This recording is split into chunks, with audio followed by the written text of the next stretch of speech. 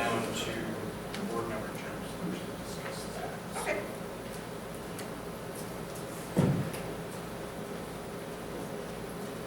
So one of the things that we had talked about during the whole campaign process was changing the terms back to 4-year terms. And that was something that we decided that we would discuss with everybody. I know Tim, John, and I had discussed it during the campaign, but I don't know if we had run that by you two. Suzanne? Right in Tecumseh. Right now, they're 6-year terms. Yeah, and- I agree, we should go back and forth. And the way we're staggered right now, it would work out well, so there would never be people coming in that wouldn't have some So leadership. it'll be two, So how exactly would it go? there's 3 that are up in 2 years. So there would be, whoever would be elected at that point would then have a 4-year term. Right. And then there's 2 that have a 3-year term, so that one would have another 4-year. And then John and Tim are 6-year, so at the end of their term, the next person elected in So would it'll be be 3, 2, and 2? Right, Okay, so there'd be okay. that continuous rotation, so you never got a large group of people that are starting at one time, so they've got some time for mentorship. Now, there was a change in the law that trying to save on election costs.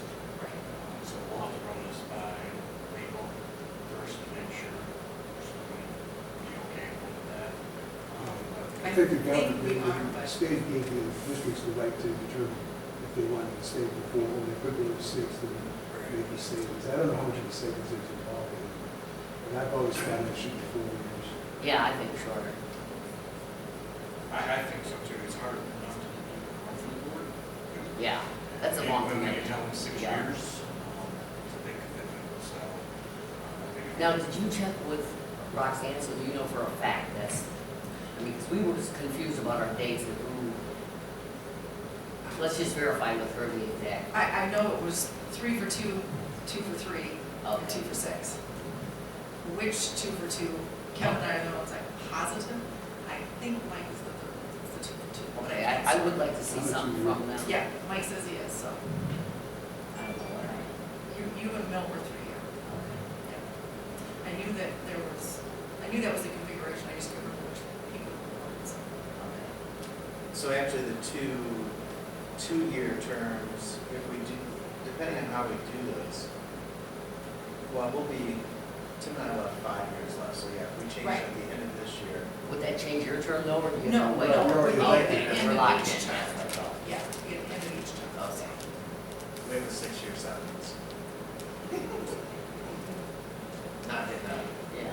What's the state senate? 40? I think it's 6. Is I it? think so. The House is 2, governor's 4. Yeah. I think it just The school boards are 4 and 6. Right. So we're gonna check with I just think, Roxanne, you know, we're gonna if it's 4 years check. and you're doing a great job, if you want to run again, that's Sure. great. Roxanne, terms expire. Right. It gives the community an opportunity to wait.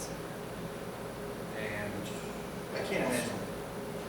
Check with Kyle, I'll ask you Yeah. the law to change there, because I know they're trying to make it so there's not a special election, you know, doesn't have. Right, it's There's Right, an election right. for school Standard. board Have it elections. land on, Correct. yeah, I get that. And that was a costly question for the state, so. What did you start to say, Jen? Outside of a special election, I don't know how it would save them any money by not having it. Yeah. They're literally printing a couple of lines. Right, I think the goal of that was to avoid special elections. I don't think this would trigger that, but we'll definitely check it out.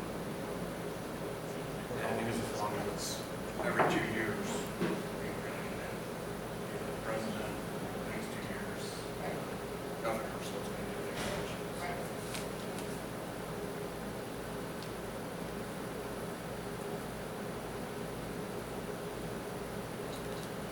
We're waiting for Greg for the community discussion. Yeah. Nice meeting you.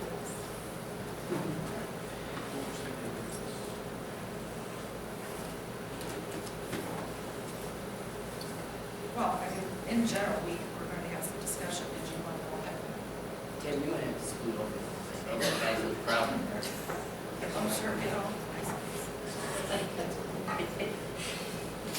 Okay, so we discussed the terms. Yep. Sure, I have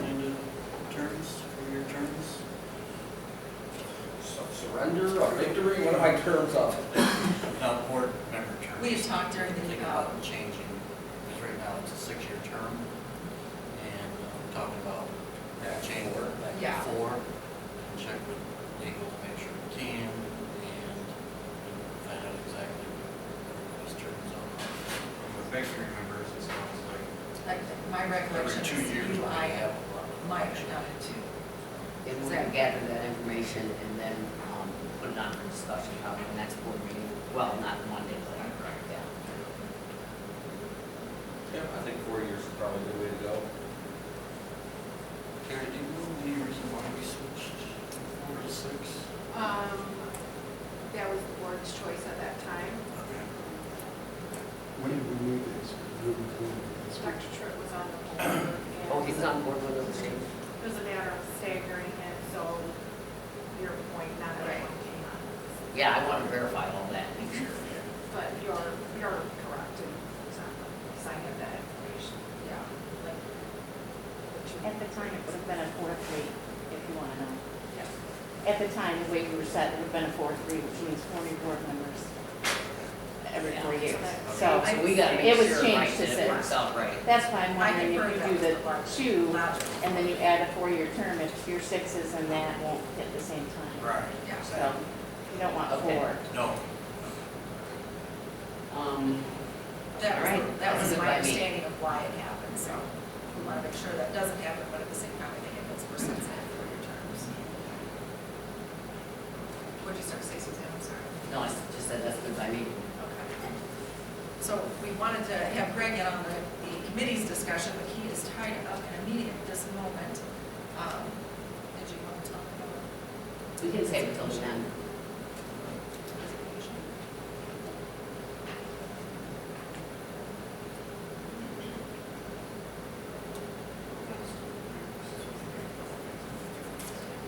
We just like bring things up randomly. Yeah. Okay, so we're still gonna have 2 meetings every month, right? Yeah. that was- And I just want to emphasize that I don't want to, I know it's been kind of crazy the last 6 months, but I just want to make sure that there's a 2 weeks in between that we discuss something and get, have the information on it. And if we need more information, then it goes into discussion the next time again. Then we vote 2 weeks after that. Yep. We don't, no, Well, it's we really, should we no need to longer stay on vote that on the schedule. same night that we discuss it. No, That's been the intent all along. I know Just it's need to actually do it. it's been a lot of disorganization, but it'll be better now. Yeah. Well, I think one of the things that we just need to look at the end of each meeting is the upcoming board agenda, because the items are always on that at the end of each board meeting. So if you don't agree with any of those, or you want to add something to them, because I feel like we all have agreed on throughout this 6 months, the upcoming agenda that's at the end of each board meeting. So, and we've made some changes here and there, but if there's definitely something that you want to bring up or have a discussion on, I think that's the time to make sure we put it on the agenda. It's always been my understanding and experience that any board member brings up something like in public comments that they want on the agenda, or when there's a request for the agenda items. If one board requests it, and there's not a majority who objects to it, it goes on the next agenda. Okay. Yeah, we haven't been doing that, or that hasn't been happening all the time. I think we should work on having the administrators help us out, and Greg, with getting a set rotation of presentations, not necessarily long ones. Yes, that would be nice. And then we want to talk about the printing Yes. of the package, but I would think that we would have regular finance, buildings and grounds, IT, curriculum, math, I don't know if this is the proper time to bring that up, that I think we did away with, we used to have a math, head of the math department. They were like the dean of math or the dean of English, and they got a bit of a stipend, but they also organized the meetings between teachers of different levels to come up with the best path, the best practice, or any changes or share ideas. And I don't know if we still do that, but I think we should find out if we don't, and I think we should if we don't. Yeah, I want to talk about that when we go to committees. Okay, all right. I wonder if that should be in the Yeah. minutes. Okay. But the next meeting, there's a couple things we do have to approve, like a calendar. Oh, the you're already food started. prices. So I know. That's what that meeting is for, Yeah. Suzanne. Let's be fair. I know. That's the organization piece, we gotta set the calendars. Yeah. I always thought that when we decided that we would, go to the second meeting at the other buildings in the school, that the staff at that building would make a presentation of what's going on in that building. Again, I think that was kind of the intent, Right. and with everything that's happened, it just didn't quite get there. But I think we should have a list of all the things we want rotated in, and I think there should be like a yearly list, like, say, finance is in there every 4 times a quarter, or every month, there might be something you might want to hear briefly. Every month, we need to. Well, the finance is in there, Yeah. but I'm just saying, we need a list of all this, the things we want, and then how often. And then somebody can just plug them into the meetings however they want, every other. I would usually develop the board calendar for the entire year. Yeah, that's what I thought. And we have every month, the standard, and every quarter, and rotation. So that's the finance. So. That's what I thought. So if we build on that and just tweak it, make sure we're getting all the information we want to hear about. Can you share that with us?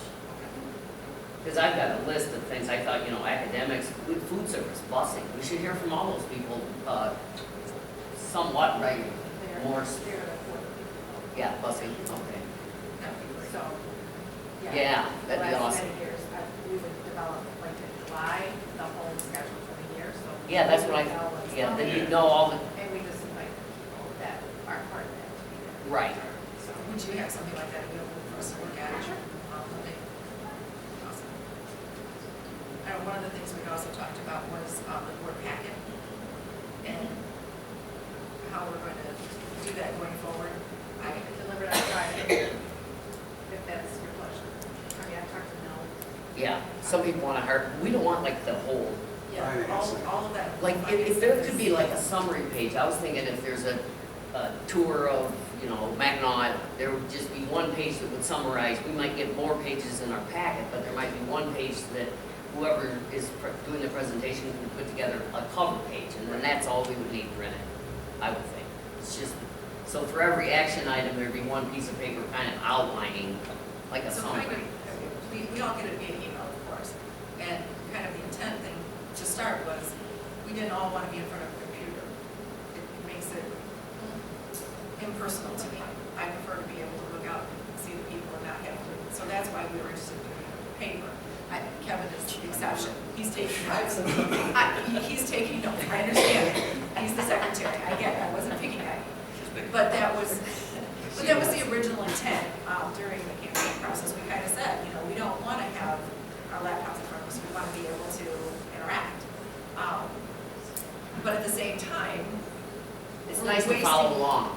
Oh, But we don't want to waste absolutely, paper. absolutely. But we're wasting, extreme amounts of paper, your time, and so we need to find a happy medium there of what's gonna. I think if you just print the finance report. We have that via There's got to be a We can look at total. that online, but Right. I like the others so I can look I through. do too. Yeah. I like the handouts. Yeah. The presentation. Yeah. Yeah. We had a spot for you, but Mike's coming here. Okay. You can sit wherever you want. You can sit there. I suggested at the last meeting, that everybody email Terry and let her know your preferences, because I don't want a hard copy. Do you want it at the meeting? No, I don't. Okay. And because I get everything via email. Well, there's look 2 at it- right now that don't. I look at it at work, and if there's anything relevant in Right. there, I just print it off. Okay. And I So, can but I say- have printing capabilities that, not everybody has, so it's easier for me to print stuff. But, I think if we all let Terry know what we want, then she can deliver that. And we can save on paper. Okay, Okay. so we will do that. So I know it's taking a great deal of your time. I think And maybe the I'll paper make it is- uniform too, so Terry's not creating individual board packets for each person, that's just. Well, Suzanne wants a hard copy mailed to her. I don't. So, or I can pick it up, or, Yeah, well, I want a hard copy too. Yeah. But I don't want all that financial stuff. Right. Yeah. I'll leave that to you guys. I think just us 3 like it. So that's what I'm saying, like, if we You all don't need it. give our individual You know what I mean? preferences. I don't want to make anything harder on you, but I also want us to be a little more economic minded and ecologically minded about it as well. So I'm hearing, so you want hard copies. Yeah. Yeah. Is that correct? 4 no's. Yeah, I can provide. You want a hard copy I too? like a hard copy. Yeah, I'll always have one here on the night. Oh, yeah, okay. that's fine. And if we want to pick them up, we'll pick them up. No, we pick Yeah. them up. That's fine. But I'd like to be able to have it on Friday, so I have some time to go over it. Right, yeah, that's nice to have the weekend to. Okay, then we'll pick ours up. Probably will too. Unless you want to deliver. That's fine. Either way, I do want mine the week before though. Friday. All right, Greg has arrived. So Greg, before you came on board, we had some committees set up. Okay. And one of them I want to talk about first is the curriculum and assessment committees. Okay. And, you know, we're supposed to have department heads for each department. And right now, I don't believe we do. Is that sort of? I know they were paid as department heads. I'm not sure they function as department heads, but that would probably be. But did they meet as departments? We meet as departments, this past year, this in high school, we split the one department head into 2 people, in different departments, so to speak. There were other different things. Eric, can you come on up, Yeah. please? Yeah, by contract with the TA, there should be department heads. All right. And what we did was, we had 4 department heads in the high school, so we split those into 2. And Here we go, see if we see. Sorry. and we split those into 2, and so we had 8 different people that were quote department heads. But they weren't specific to the departments, that's why I want to call them department heads. So there wasn't a person in charge of math that maybe got a stipend No. for that and No. then pulled together all That the is math correct. people from every grade? That is correct. Okay, That is so we correct. do not do that. We don't do it with an official department head. We still have department meetings, but we With change- K through 12? In the high school, just the high So school. just you, so we don't, Yeah. okay. Yeah. I would like to see it, it's gotta be the whole. I'd like to see it go back, I mean, first, we're in violation of the contract, we don't have. Right. Okay. Correct. But I'd like to go back to them and then report to these curriculum committees. Yes, I agree, we're with the curriculum. Because, At the high school, we've started to identify potential people to be those people. So, yeah. so with that, Thanks, Greg. thanks, Greg, if you could maybe identify who, you know, K through 3, So you're gonna have a department head for each category?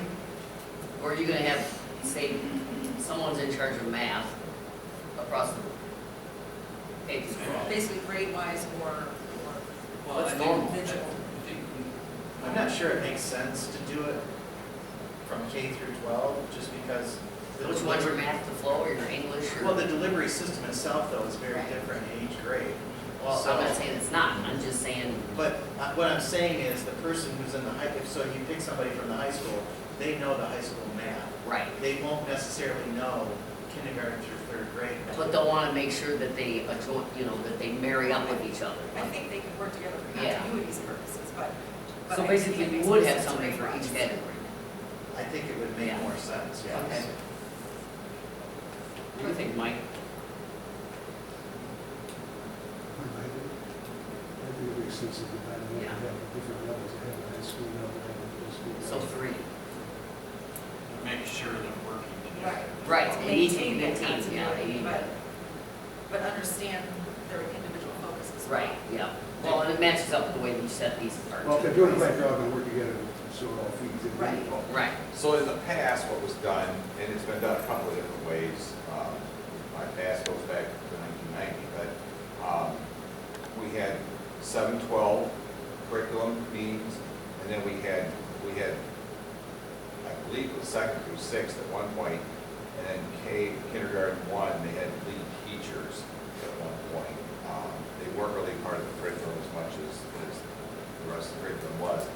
The hardest part on making sure you don't have gaps and leaks or gaps and lack of coverages in there is when you have to have a time when everybody can meet. Usually those are professional development days, half days, what have you.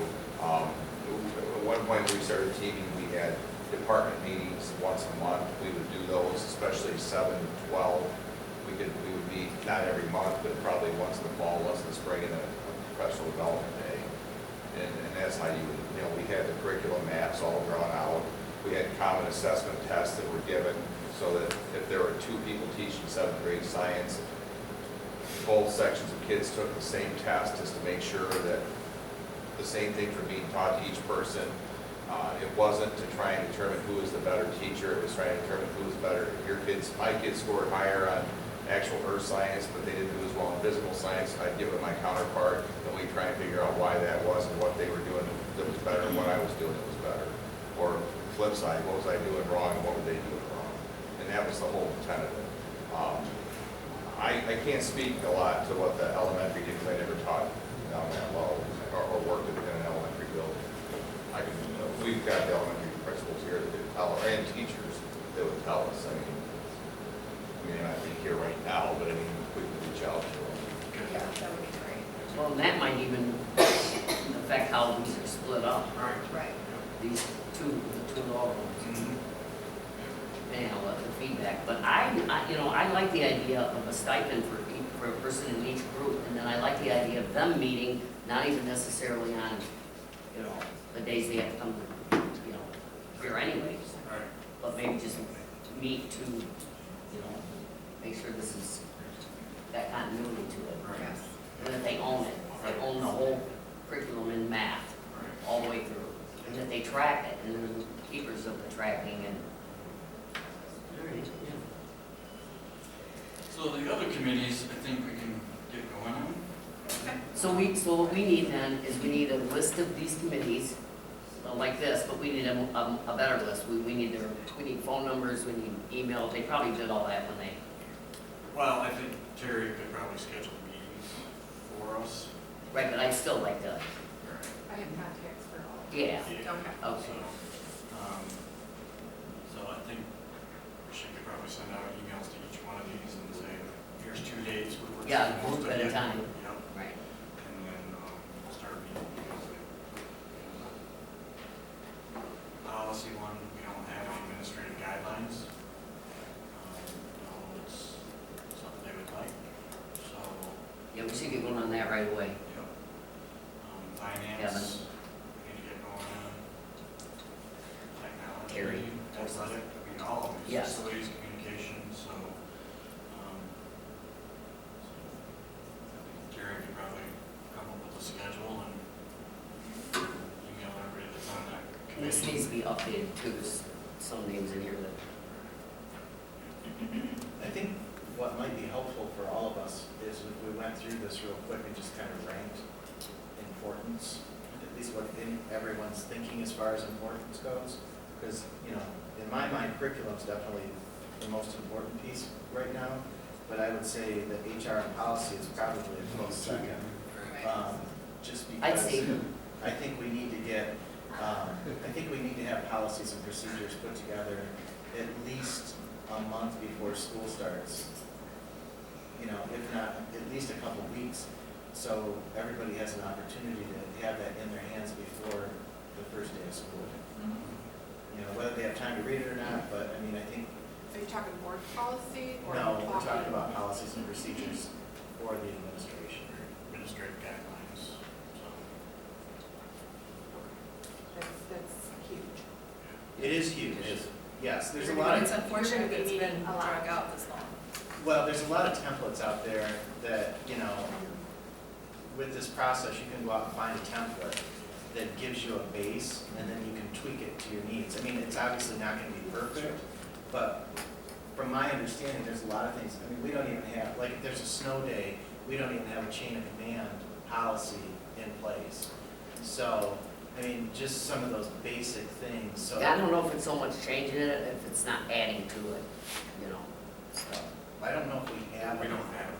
We don't have it. It's not changing it, it's actually No, I know. creating it. So we have to at least look at those, you know, what are some of the more important policies? And even if we, I mean, obviously, we're not gonna get through an entire, I mean, But if we can create the skeleton.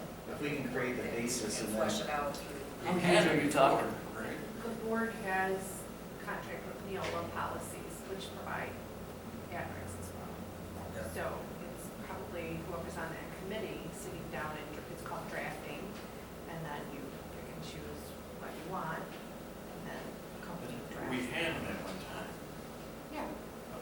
still not with have Neil, those? not with Neil. Okay. Do we So still have those? we would mirror what we had, what Neil provides and say, yep, that, no, yes. Do we But I have an old think- handbook or anything? I'm sorry? Do we have an old handbook or anything that might have? Something to base it off of. It's been a long time since we had any books for administrators. What is, do you know what your law charges for something like that? I think it's 1,200 a year, and that includes any policy changes and practice. It'll be umbrella under our current costs, so there's no additional cost to set it up. Yeah. I think that's the first thing, I mean, for that committee is. What about building policies? Do we have policies like in every building? Disciplinary stuff, is it different That's in per handbooks. building? That's in the handbooks, and they're all the same. They're all the same? I've seen those. You have? I'd like a copy of that. They're online. Okay, Everybody Yeah. has one online. okay. All right, so prior towards curriculum, number one, get those department heads going again. Just back up. They all are the same for the building, the handbooks, right? Do the building administrators tweak those for the obvious difference in the age range? And that just works through the process normally, when they're tweaking them, goes through the superintendent and then approval for policy change? Or are they just tweaking it and it stays there currently? Well, the board will approve those at a future meeting because the board approves policy, those Right. handbooks are policy, so the board has to. Okay, so They all will the be covered differences have before. been approved in the past?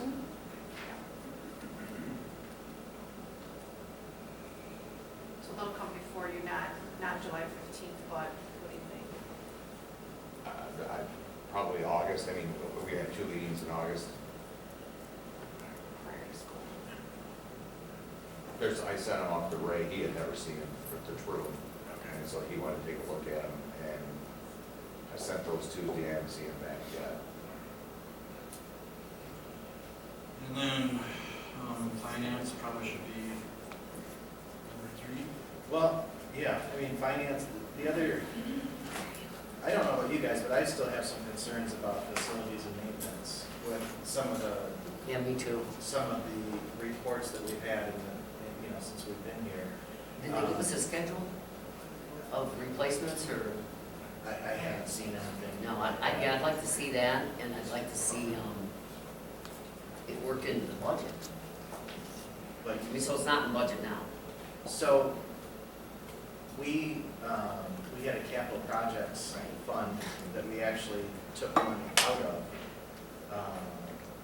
So I'm not sure what we would do if we did have a major issue, with a HVAC unit or something like that. So I think, we need to have a better understanding of facilities and the upcoming maintenance and potential issues that we have over the next 5 years, soon. Sure. So we're making facilities number 2, I would say number 3. number 3. Yeah, HR policy. Number 4 should probably be finance, because there's an opportunity there with their bond. Yes. Way that we can maybe get $2 million a year, year or 2 straight for everybody. And that's something that we're gonna have to let the public know about. We wanna do that. So I think that will help a lot of these facility issues that we're gonna have. Can I just ask a question? Those first 4 that you just mentioned typically been board committees? Do I understand it's for community now? Yes. Yeah. There'll be open meetings, so.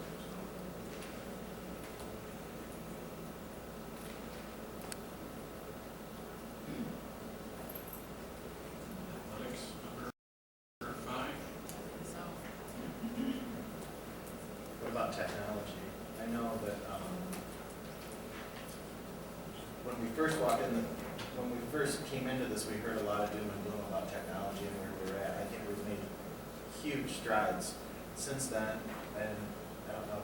if I think Devin's here. Yeah, I Devin's think here. he's got it under control. you know, we learned a lot last meeting that, you know, they've got things at least in a better place, but I want to make sure that we don't get to a place where we were before, No, absolutely not. or even close to it. And I think we need. No, we need to be ahead of One of the ahead things, of the curve, not behind it. one of the things that, that we brought up, that was brought up in the past is we don't have an understanding of what we actually own as far as technology goes. So one of the things that we need to task, I believe, is a barcode system, you know, to start tagging everything that we own, and tracking it. No, I agree, absolutely. Because I'm sure as these classes leave that have been assigned Chromebooks over the years, we're gonna lose a lot of Chromebooks. Because we have no idea, I mean, I think, yeah, I think the gap was 1,800 Chromebooks or something like that, that we weren't sure whether we had, you know, that was the range, 1,800, and what are they, $300 a piece? There's currently a gap as well. Yeah. So, I mean, that's, Just asset management barcodes with Something. permanent adhesive on everything. yes, something where we're, It'll be easier to track it through the computer also, we'll know who has it at fingertips and be able to track it down. Makes sense. Put that down as number 6 then. no cut against athletics. And then Or music. Number 7. Wait, So gym technology is 6 then. Yeah. What was 5? what was 5? No, I think technology's 5. Yeah, I was gonna say, I didn't have 5. Athletics. 6 then. That needs to get addressed. So that takes us to communication and arts and music. Arts, music, and curriculum. Oh, great. There we go. All right. Oh, we had talked about a newsletter. Do you want to head that up in the communications or? Yeah, I think so. I mean, Like a monthly one or bi-weekly or? I think a monthly would Yeah, be good. monthly would be good. Yeah, we could just send to the district and address and so forth, so. You know, Who's gonna put that together? I am You are? with my committee. Oh, because you're the communication guy, yeah, of course, okay. I got it.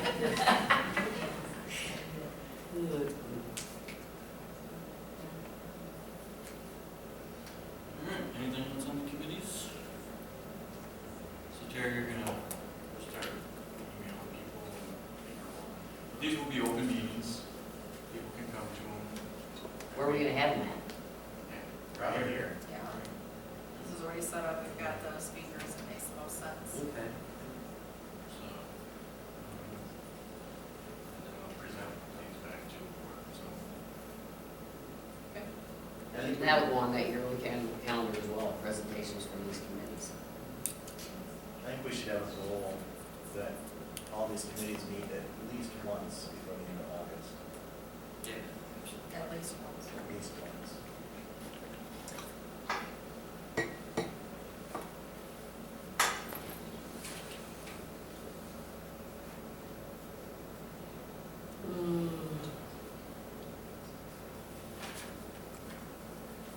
I think our speaker is here.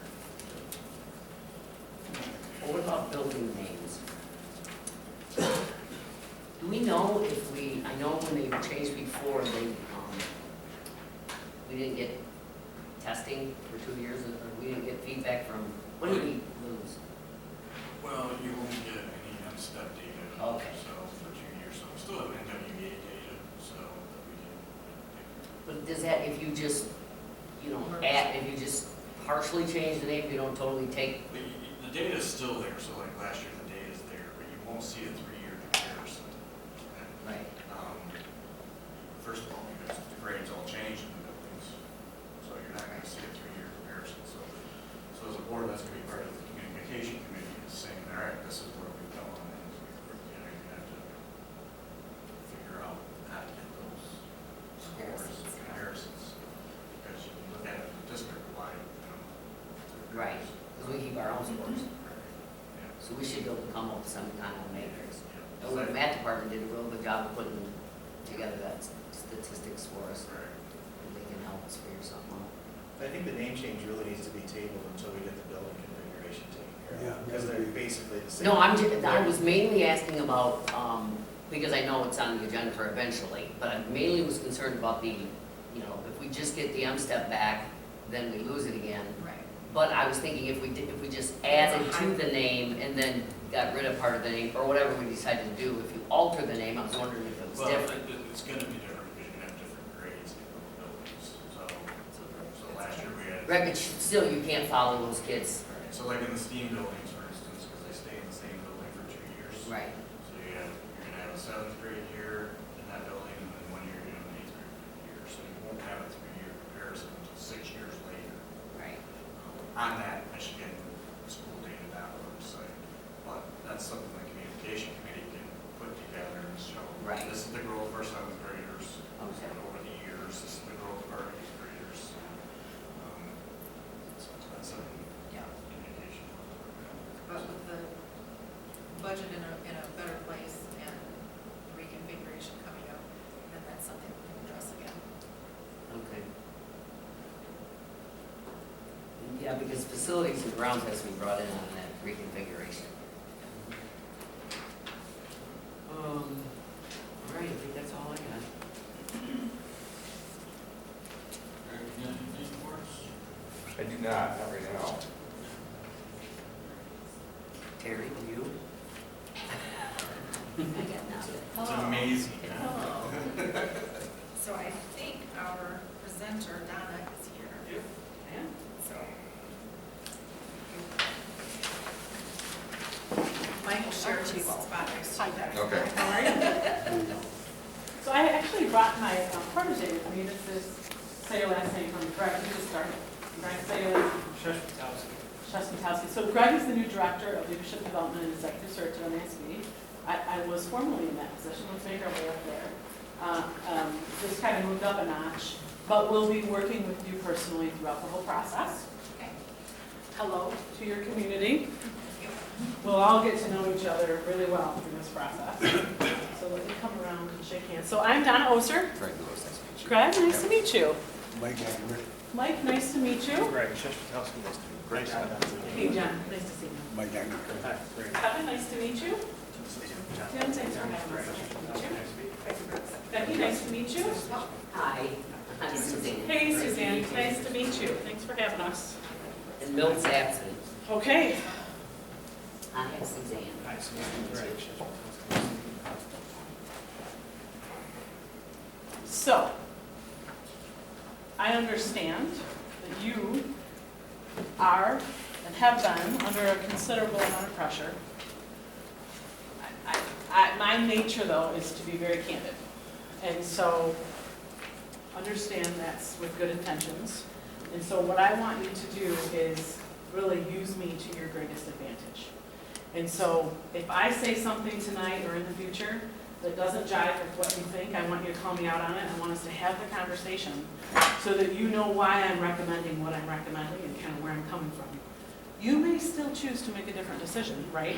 When we're talking about process or how we're doing the search, right? You're the board, you have the authority to do that. But my job is to give you the full benefit of my experience and expertise, right, as we go through this. So I have sort of two kind of big buckets of information that I want to go through with you tonight. The first one is really focused on roles and responsibilities of the superintendent and the board, kind of side by side. And the reason for that is before a board begins the process of looking for a new superintendent, it's important that you really have a deep understanding of what is it that superintendents do, and more importantly, what is it that effective superintendents do, right? Because that's what you'll be looking for, right? Is somebody who can do the job and do it well. So we're going to spend some time on that, and then we're going to spend some time on just the search process itself. Much of this process is frustrating. It's a lot of work for you all. And it's also a high anxiety time for your stakeholders and also for your staff. And so in choosing to go with MASB to support you in this, you have entrusted us to be your agents in many ways, as far as we're going to do a lot of work with your community, we're going to do a lot of work with your staff, we're going to have candid conversations with them, we're gonna bring that information back to you. And so it is a sacred trust. You have to trust that we're gonna represent your best interests in this, but we're also gonna represent their best interests back to you. I really have found, so I've been with MASB 6 years, and I have found that a search like this can be an opportunity to really turn the page, to start a whole new chapter for a district. And so, you know, Greg and I drove in from Lansing. I did not come here thinking that I know what needs to happen. That's not how I approach the work. How I approach the work is really as a facilitator. So I'm going to lean in and get to know you all very well. I'm going to get to know the school district well, and I'm going to get to know your community pretty well, so that I have an understanding of kind of what your pain points are and your concerns, but it's not my job to tell you what to do. It's my job to help train you and support you and give you the benefit of as much information as I can. And then you ultimately have to make the decisions. So normally you may feel the need to be very formal in your meetings. When we do workshops like this, I would ask you to not be so formal. So if something comes up and you have a question, just go ahead and ask the question. Or if you start to have a side conversation, like maybe something goes on and you're like, oh yeah, you know, we heard about that or we saw that. If it's appropriate, go ahead and stop and let's have the conversation at the table. And if it is something that maybe you need to have a conversation on later, then let's do that. So does that sound good? Mm-hmm. Good.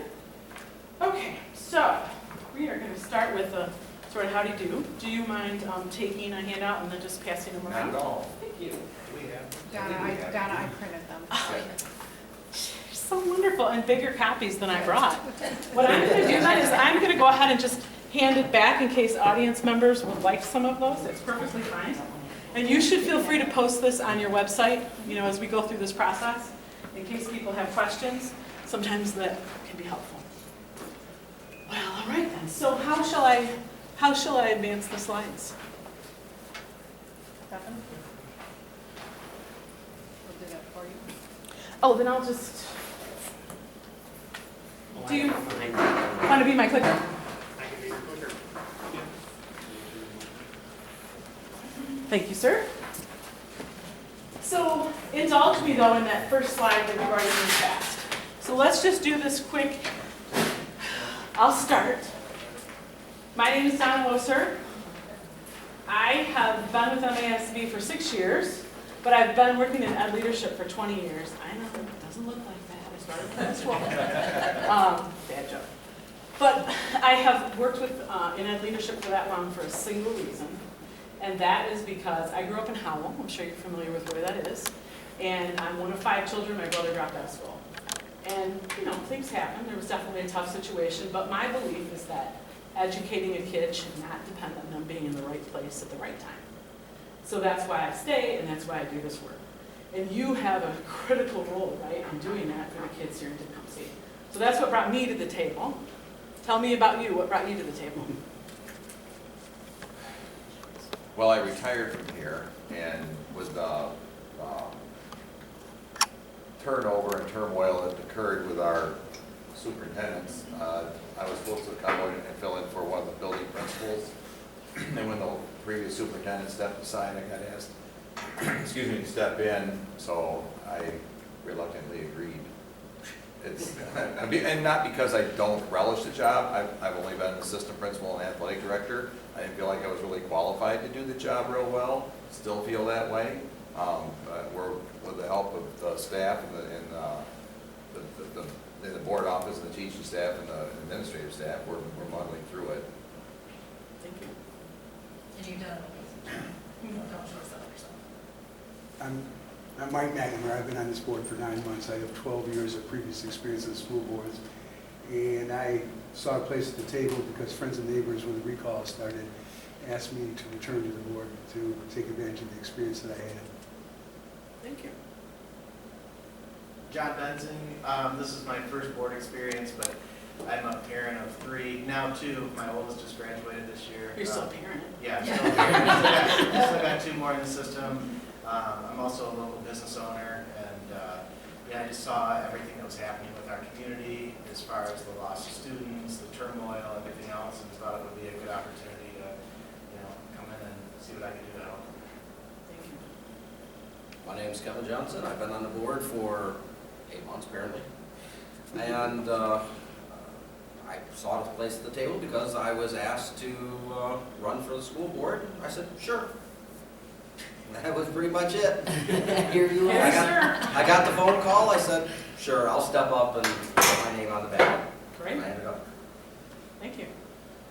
I'm Tim Simpson, and I've got 3 kids in the district, also own a local business here, and, you know, thought there needed to be some changes made, and ran for school. So, kind of pretty big vested interest here. So, hometown boy, and proud of it. Thank you.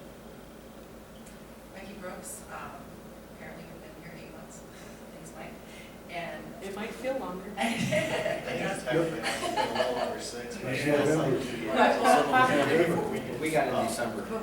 But you, well, we sat in December, yeah, we were seated in December.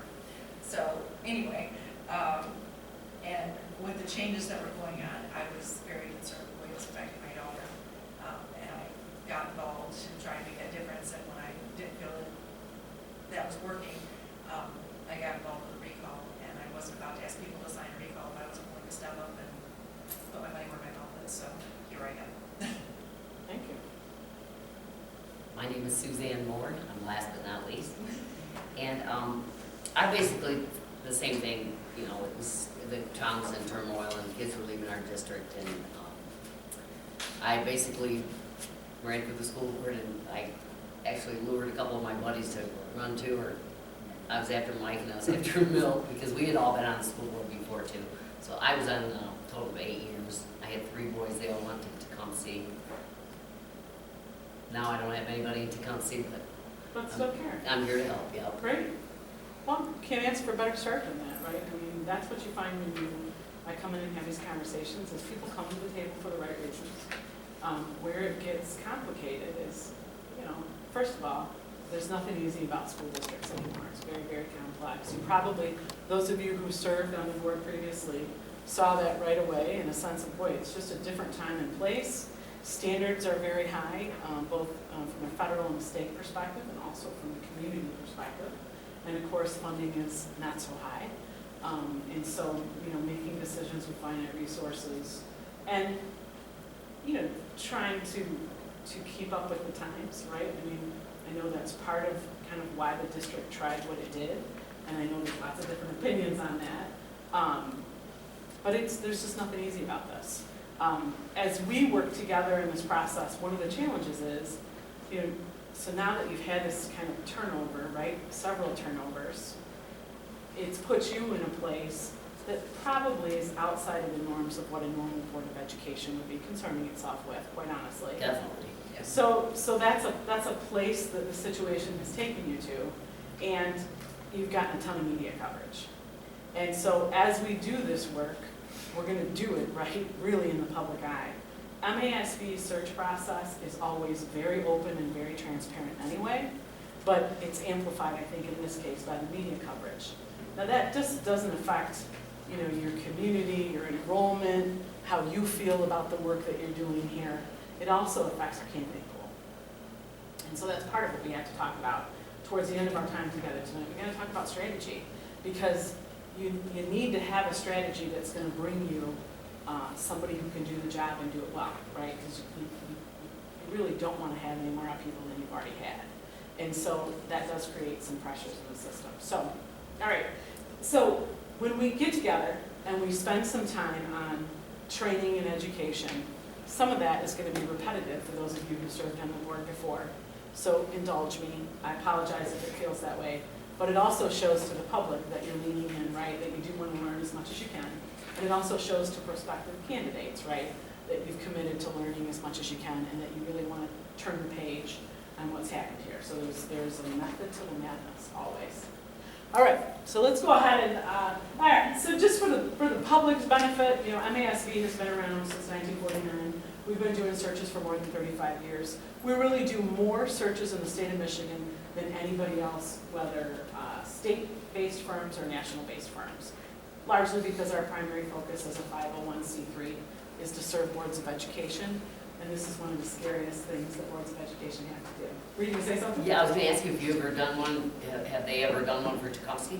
I think years and years ago they did. I have not personally, obviously, you probably recognize me if that were the case, but yeah, it's true. So, but beyond that, because part of what we're gonna wanna talk about is, no matter what, this is gonna be a nationwide search. Just because of the nature of how the publicity goes. What I find is there's great disparity in to what extent boards look closely at out-of-state candidates. And that's frustrating for me, because really, over the last 8 years, we've seen a big change in the number of people who want to be in education. I'm sure you've heard that, right? We have fewer teachers, we have fewer folks who want to serve at building level administration, and we definitely have fewer folks who want to serve in the superintendency. And so because of that, if you just think about it, especially those of you who work in business here, right? If there's a shortage of talent, then it makes sense that you want to cast a wider net when you're looking for talent. But what happens is the farther down the search process we go, the more people kind of hunker in and hunker down and say, I prefer the double I know versus the double I don't know. And I'm not saying that anybody here's a double. I'm just simply saying that's a bias. That's just human nature. And really, it's going to serve everybody well if you keep an open mind as long as you possibly can through this process and trust the process. There will be times that you are frustrated, there will be times that you feel great, and there will also be times that you completely disagree. But the process accommodates all of that. We just have to make a plan and stick to the process, and then we get good outcomes when we do that. So just kind of know that. So you can advance the slide, Brad. So, and you can move past this one, and I'll talk through it while you're doing it. So one of the values of understanding your role as board members and really understanding at a bone deep level what superintendents do is that it actually leads to more effective governance, right? There's nothing easy about being a school board member. We've all experienced that, right? I mean, you definitely have felt that very personally. But even in the best of circumstances, it's not easy being a school board member. And part of that has to do with the fact that often the public doesn't understand what you do. So for example, when a school board member goes to a Friday night football game or a school board member goes to the grocery store, it's not uncommon for a citizen to come up and say, hey, you gotta help me with this. This is ridiculous. I've had it with my kid's teacher. She's making me crazy. You're on the board. Can't you fix this? Because, we're a nation that is focused on kind of developing, our own individual reality, right? Being able to create our own outcomes. But what have you found out since you've spent time together on the board? It's not about one of you, right? Unless you can get a critical mass of your colleagues to support what it is that you're talking about, right? It really is about the total board working together as opposed to any of you as individuals. And ideally, that relationship with the superintendent is going to be a very companionable relationship. Now I say that, there is some positive tension that's built in there, and that's in order to ensure good governance, right? So things don't go off the rails, right? Which is kind of what some of you alluded to when you introduced yourselves, that things had gotten out of hand and you were asked to run because things were not going well in the local school district. So I like to start at the top, sort of that 10,000 foot view. So this slide talks about what is the role of the superintendent when it comes to vision and values, and what is the role of the board. So I saw you guys looking at it. Take a peek, read through those.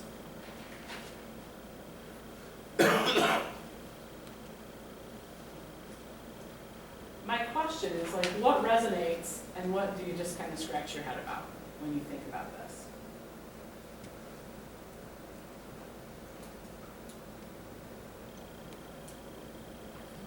What we've been targeting all along. As a board? Yes.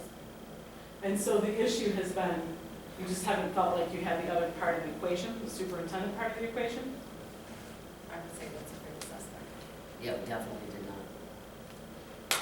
We didn't see eye to eye with the first superintendent, and then I'd be here all day talking your leg off, but Yeah, and numerous things happened after that. It's not necessarily helpful, right? No, I mean, no, but I don't want to go back, just. yeah, but it is good to get an idea. So if there are verbs on here or words on here that you're like, I don't buy that. So for example, I met with another board earlier this week, not about search, but about something else. And we were talking about this. And one of the board members said, I don't understand what this vision creation and testing means. What is that about? Why does it say testing down? And the reason for that is when you work together to develop a vision, which is a desired state for the district, right? What is it that you're trying to create here for kids? It can be that that group that developed that, whether that's done at the board table or you've engaged stakeholders, I'm not sure what planning process you have used here. So that's probably a question. But sometimes when a group comes up with that, it can make a lot of sense in the room, right? But then once other people look at it, whether those people are educators or other citizens in the community, you know, they'll say, this doesn't make any sense. This doesn't align with our values. This isn't what we're looking for. And so that's part of the role that the superintendent plays, is that saying back to the board, like, hey, I shared this with cabinet level staff, or I shared this with our administrators, and they had some real concerns about this. Can we talk about this a little bit? So that's what that testing phrase means in there. Is there anything else on there that you see that you're just like, no, that's not us? No? I will. Good stuff. Let's move on. So now we go from that, hey, here's what we're trying to build. We've worked together, we've talked to we've worked with our superintendent, we've talked to our stakeholders to figure out what it is we're trying to build. Now let's talk about what are those outcomes that we're trying to create. That's what goal setting is about.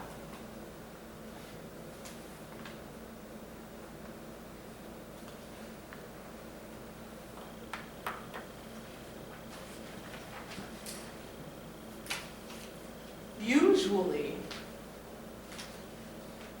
a board and a superintendent are going to work really closely together to identify those specific goals. And here's what I mean by that. So, Tim, I heard you talking a little bit. I didn't hear the whole thing because I might have listened to loud music too long when I was younger. Couldn't hear that well. But I did hear you talking a little bit about student growth and MSTEP results, right?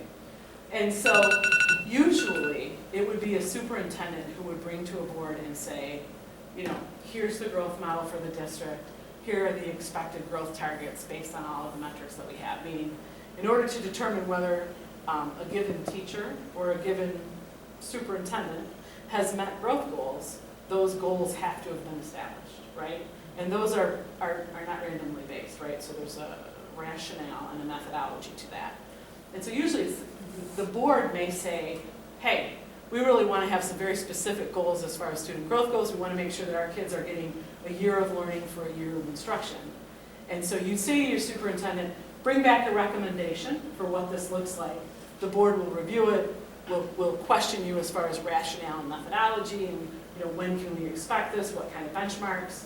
You would either be okay with that, or you'd push back and say, no, you know what, we're really much more concerned about English and math at this point, and less concerned, at this stage of the game anyway, about some of these other subjects that you've brought forward to us. So that's kind of what that relationship looks like. But then that pivotal piece is, what does that schedule look like for reporting back to the board? Because it is your job to hold the system accountable, right? Yep. So that sounds pretty natural for you? Maybe. Kevin's like, yeah. Sounds We perfect. haven't had a chance to do it yet. I know, you're like, Sounds wonderful. it sounds awesome. I'd love to do this instead of fighting fires. I know, And you right? know, what you present here, it's a basic business hierarchy and chain of command. It's the way businesses function from executive to director level, down to It upper is. management, mid, lower, and down to boots on the ground. It's not, you're not rewriting the Bible here. This No. is same tires, just, you know, it looks a little different on a school district, but not that different really. Mostly it's a difference in verbiage and narrative. You know, the words are different from corporate to the school district, but the concepts are all the same. They are. I think the devil is in the details, right? There are some places where in a perfectly kind of average board superintendent relationship environment, even in an ideal situation, there are just situations that are going to come up where it's just tempting. Much of board work is very high level, right? And the results that you're looking for often are farther down the road, right? Whether that's a facilities update or that's outcomes for students. And your public often is talking to you about those more tangible, more current issues. Like, I'm not saying that any of this is true here, but other places I am, it's like, oh, we're really unhappy with what the stadium looks like, that turf is awful, someone's gonna get hurt, right? You know, like you tend to hear the concerns from the public that are much more immediate. And so it leads you into those things that can be much more operational as opposed to at that kind of governance level. And so finding that space between the board and the superintendent is much more complicated. Greg, let's move on. Who here thinks policy is exciting? Nobody. And yet it really is the essence of board work, right? And so what you look for is, and this is what I see missing a lot when I'm in hundreds of districts, is just this idea that because there are policy services, do you guys subscribe to a policy service? Yes. Okay, so the policy service really simplifies things, right? And also keeps costs down, right? Because you're not having to consult with an attorney all the time about every policy. But what happens is, it can kind of make it feel like you don't have to dig deeply into the policy work, because it can seem like all the work is done. On the administrative side, sometimes there's so many other things, like you just mentioned, John. You've been putting out fires, right? So when you're busy putting out fires, you're not worried about what your policy schedule looks like as far as updating, right? Neither is your superintendent in those circumstances. And so suddenly it can become this thing that's either gotten very outdated or it's monolithic, there's so much that has to be gone through and nobody wants to deal with it. So in an ideal situation, what you're looking at is a regular review of policy in a way that is not just what's given to you by the subscription service, but is looked at here through the lens of you who know what's important in Tecumseh, and you're saying, okay, I'll give you an example.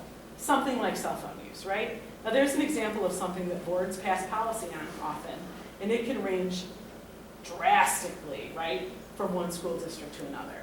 Another topic where you're going to get a policy on and it can seem straightforward is something like carrying a concealed weapon, right? I will tell you, community opinions about that, very, very different. And so those are the kinds of things that you still need to lean into.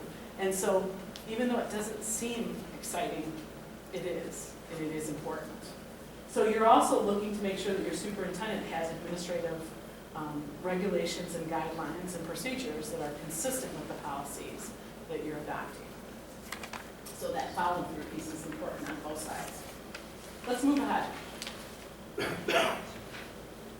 So we used to call this curriculum. Take a minute and read the slide, will you? You've been intimately involved in this for some time now.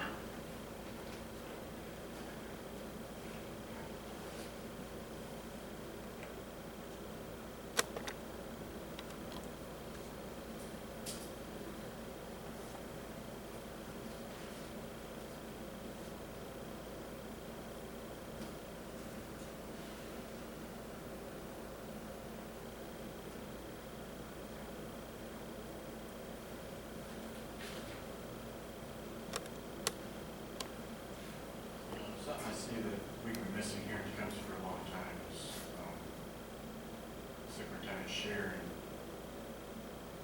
the results of student assessments. Yeah, just having been very transparent about it, and it's, something that bugs me a lot.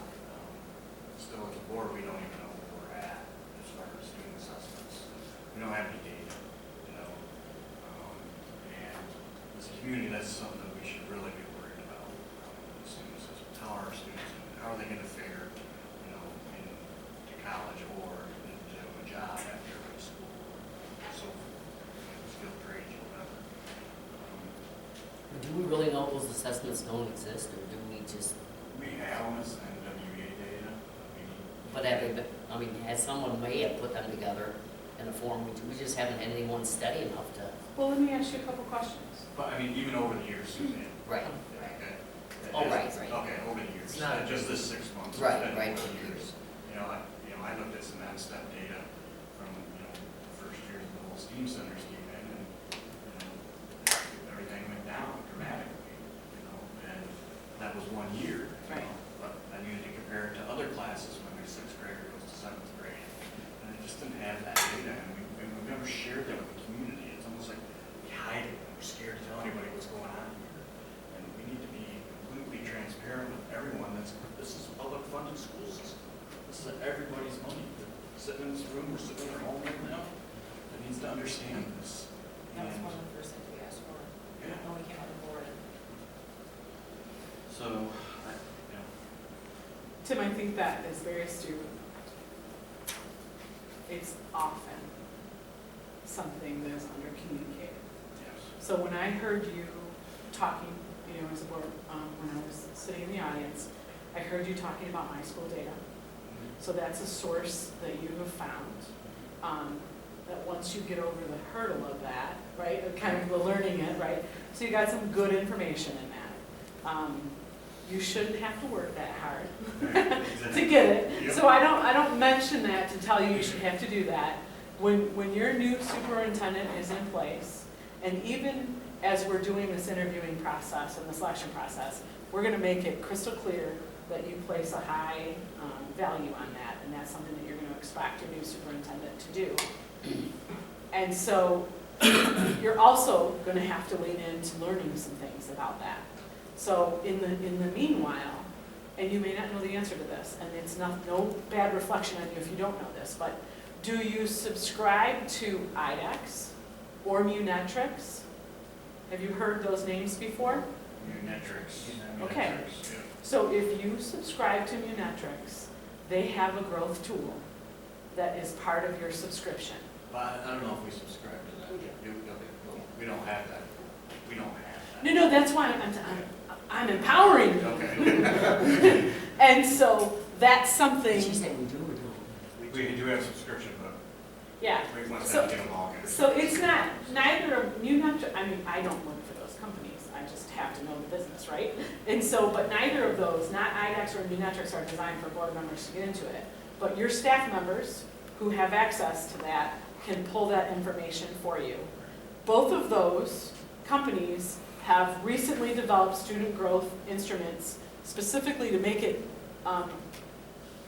more understandable for staff, but also for board members to understand. And I I mean, want the format they presented in is, a little better. yeah, Now, I'm gonna tell you the whole truth about student growth. And I mean, feel free to challenge me on it, but I know my stuff. So here's the deal. So when evaluation reform came through the legislature, it was about teacher quality, okay? That's why they started the work. But what happens often in Lansing is like, hey, we're doing this, let's just make it for everybody. So they painted evaluation with a very broad brush. Well, it makes sense, right, that teachers be evaluated. Who evaluates teachers though? Usually principals, not always, but usually it's principals, okay, so those are educators. And then who evaluates principals? Yeah, usually it's superintendent, sometimes it's somebody else in central office, right? Again, those are educators. Well, who evaluates the superintendent? The board, who more often than not are not educators. So the law was written, big broad brush, here's what we're gonna do. Everybody who's routinely involved in instruction is gonna be evaluated every year. And in the beginning, it was 25% of that evaluation must be based on student growth. Superintendent's evaluation has to be based on the same student growth data, the aggregate of what the teachers were evaluated on, okay? So when you really get into this, you realize that those student growth performance expectations are set at the classroom level. They are not set at the district level, which is kind of counterintuitive. Because normally, years ago, when we were talking about student achievement, a lot of those expectations were kind of district-wide or building-wide. The magic happened at the classroom level, but it's not necessarily how boards would have looked at it. All of our systems were based on student achievement. Student achievement is like when you check an app on your phone or you check on your computer and see what your balance is in your bank account, right? It's a snapshot in time. This is what I have right now. It's what I did on a test right now. Student growth is about a change over time. So it's a year of learning or a week of learning or a month of learning, depending on the assessment. That's what growth is about. It has to have at least 2 data points, right?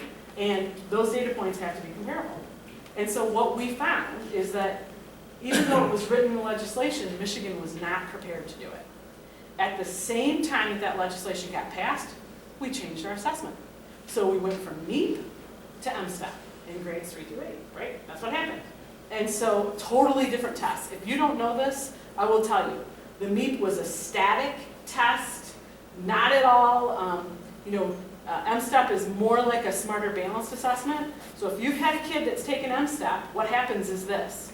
I take my test, and as I keep getting, I'm doing it on the computer, first of all, not filling out bubbles on a Scantron, okay? And so as I'm taking the test, the more questions I get right, the harder the questions get, in addition to being a different nature of questions as well. And so that's a very different test than what we were normally doing. Many districts didn't even have kids on computers before that, let alone have them taking assessments on computers. So it was like chaos. It really was like chaos. Also, at the high school level, we went from ACT, right, to SAT. So if we were smart people planning Michigan's future, we wouldn't have put those things in that order. Because it doesn't make any sense, right? We suddenly made student growth a big part of evaluation, but we didn't have a system in place to do it, nor did we have assessments in place to do it. So it's been a little bit like Keystone Cops. You know, everybody's kind of running around. So you probably did hear, or the former folks who sat in these board seats, probably heard a little smoke and mirrors about student growth. And I'm not saying that's okay, but I will tell you, everybody in the state was hearing that, because it just wasn't well thought out. Now that we're, depending on who you talk to, 4 or 5 years into this, now we're starting to see some clarity on student growth. So you can have that expectation, just understand that it's a lot of information to process, for sure. And the best superintendents that I work with, in the highest performing districts, are still getting their arms around it. The key is being candid about what the approach is. That's the key. And also using those other metrics. So Tim, you mentioned NWEA. Yes, absolutely, right? Many of the districts have opted to purchase NWEA so they can get a better sense of student growth and even identifying what an expectation of student growth could be, because NWEA does some of that. Okay, you heard a lot about assessment. You probably didn't want to hear that, but you need to know. That was good. You know, we would have gotten to it anyway, because it's just ubiquitous now when you talk about whether hiring a superintendent or evaluating a superintendent, you can't run away from it. Well, like I said, I think it's just, it needs to be communicated. Well, and in a lot of areas, it can give you bragging rights that help draw people to your community, and like the high school, and they're great. You know, they were in the 11th, Yeah. top 11%. We're gonna say 10. Top 10. We're gonna round almost. it down. But there's some other words on here that I want to just draw attention to, because I feel like you bore the brunt of it. For many years, when people thought about what boards approved, they really thought only in terms of curriculum, right? We weren't necessarily talking about assessment with boards, as far as assessment being an important part of the educational program. It was often just viewed as how we're measuring. Assessment informs instruction. Assessment informs curriculum. I mean, all of these things are interrelated. And so as a board, you need to be able to ask good questions. Instruction, right? How your curriculum is being delivered is part of what the controversy was here, right? Because we went with a different approach. And so now you realize, hey, we have to be much more dialed in to how instruction is happening. And I will tell you, in districts that are doing remarkable things for kids, right, who are, their kids are performing well, whether we're talking about student achievement or we're talking about student growth, you know where the two big deals are quality instruction, right, absolutely, and having the board and the superintendent and the rest of the district having non-negotiable goals when it comes to student achievement. So your perspective of, I want to know what's going on, I want to know how our kids are doing, that's an essential piece of the equation. That is exactly where you need to be. Is there anything else on this particular topic, these slides, that you're just kind of like, hey, this really resonates with me, or I don't get it? It's understated, but the one thing that really resonates to me is that first sentence, ensuring that the district has established and consistent with state law and district visions and goals. That, as a board, you're accountable to all those voters out there, the community, the parents. It's more than just saying that vision and goal has to be benchmarked against what parents want for their kids in the community.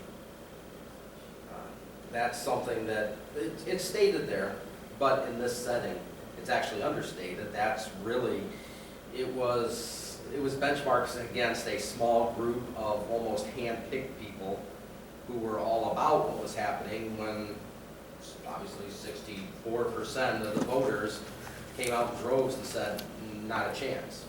Oh, So that's something that the board's role is, that district vision and goals needs to be rooted in the community and what their vision and goal is. absolutely.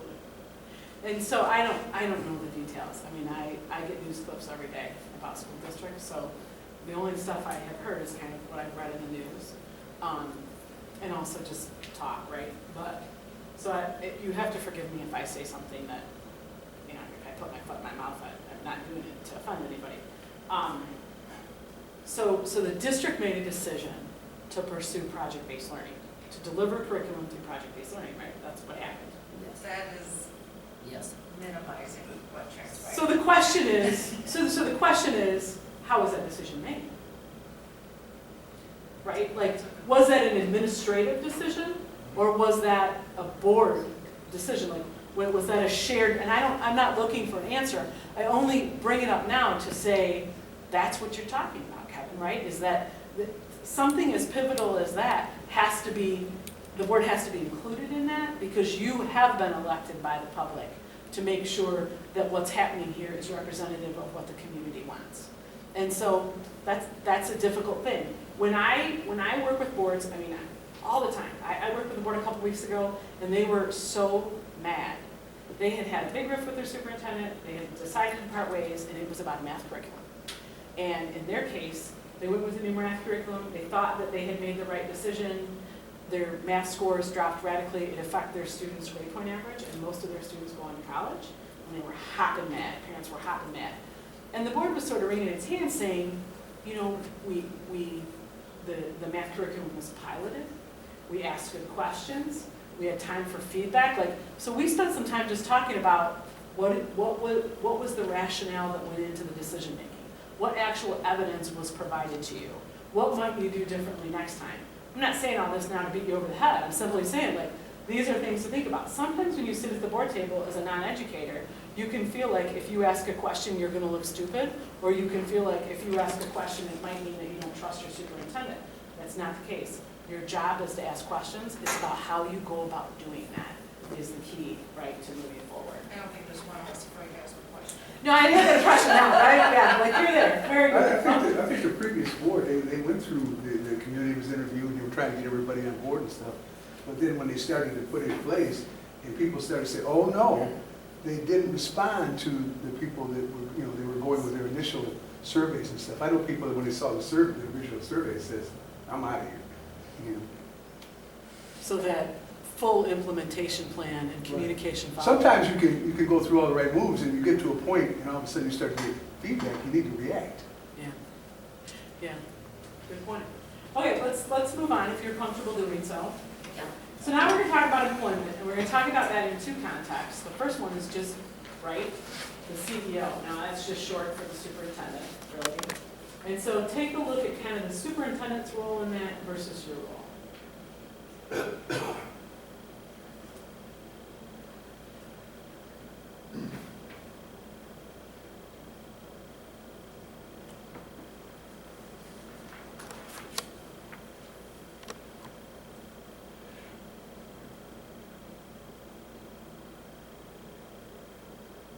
One of the really great things about the annual evaluation law is that before that, most boards in the state were not evaluating their superintendent, which is crazy.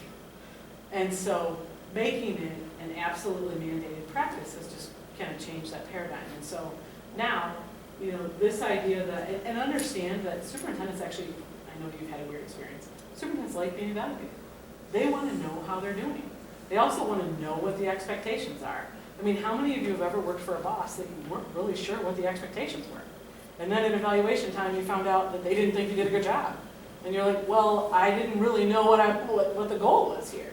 And so this has really forced the issue of getting clear on what are the expectations that the board and the community has of the superintendent, and then, right, we're going to sit down several times a year to talk about that, but we're definitely going to culminate, you know, those conversations are going to culminate in a summative evaluation of the superintendent. What do you see on this slide that sticks out for you? Any of it? I love the description of the superintendent role. I think that's exactly what we're looking for, somebody that would work with us in establishing those goals and vision and enforce it. Implement it, I guess is a better word. And then you, in working through these, when I see that first one, acts as the board's agent in implementing district vision, it's a little bit like, it's a big deal. And so immediately you realize, this has to be somebody that you can build and maintain trust with. Absolutely. Because otherwise, all bets are off. And that's a two-way thing, right? And so in both of those responsibilities, both the superintendent and the boards, maintaining the relationship, taking care of the governance relationship has to be a high priority. Now, that's not an easy thing to do, but it's an important investment to make. One of the classes we did, was it two in it? Yeah, it was two guys. And I like the way they put it, that we're an 8-member team. We're 7 elected, 1 selected, and that makes sense. And that's the way it should be. Absolutely. Let's move on. So now we're going to talk about kind of the board and the superintendent's role as related to staff. This is one of the places where it gets a little dicier, and it does have some variance from one district to another. So take a second and read through these.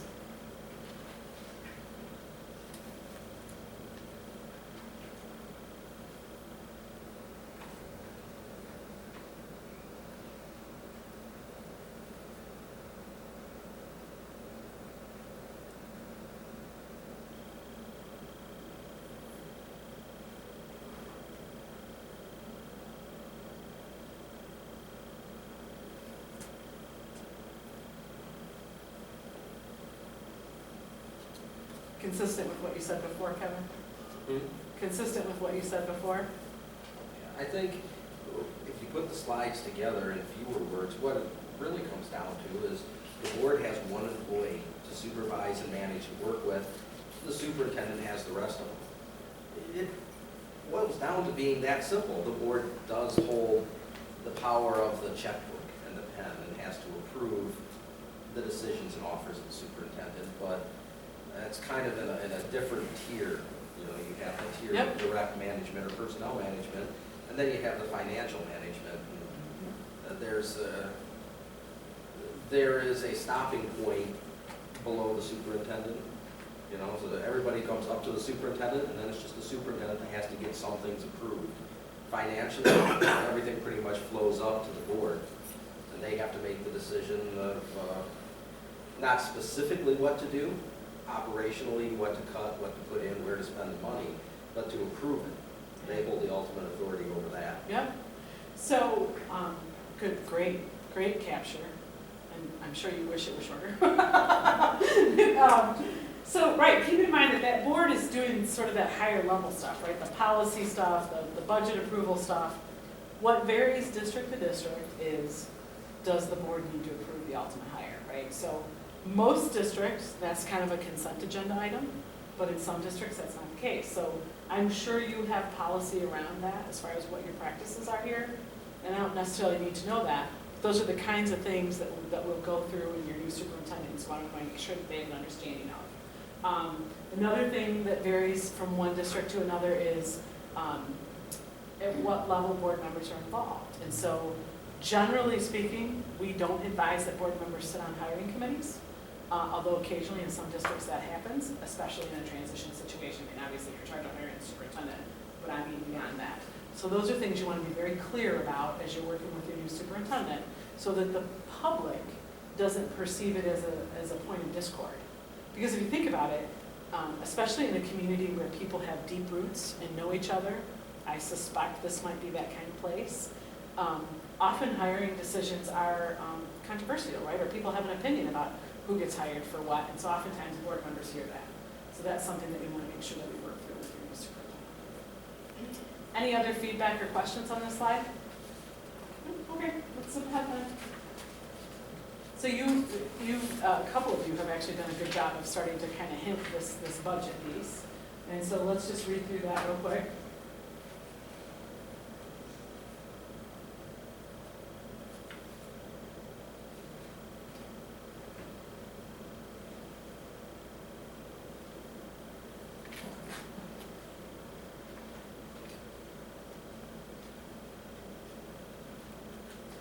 has administration in the past been able to be pretty transparent about the status of the budget?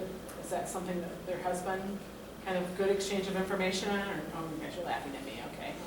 That was one of those things I shouldn't have said, okay. Well, as we walked into office, we were hit with. I think the budget deficit went up by $1 million like the day we walked in. Oh, you won the election, so it's going up. One is an interesting term. Yes. Okay, so that's another point of holding the system accountable, right? We talked about, student assessment and how you feel about that. And certainly, as, Student attainment, that's where we lost a lot of student attainment. so when we think about the board as stewards of the district, right?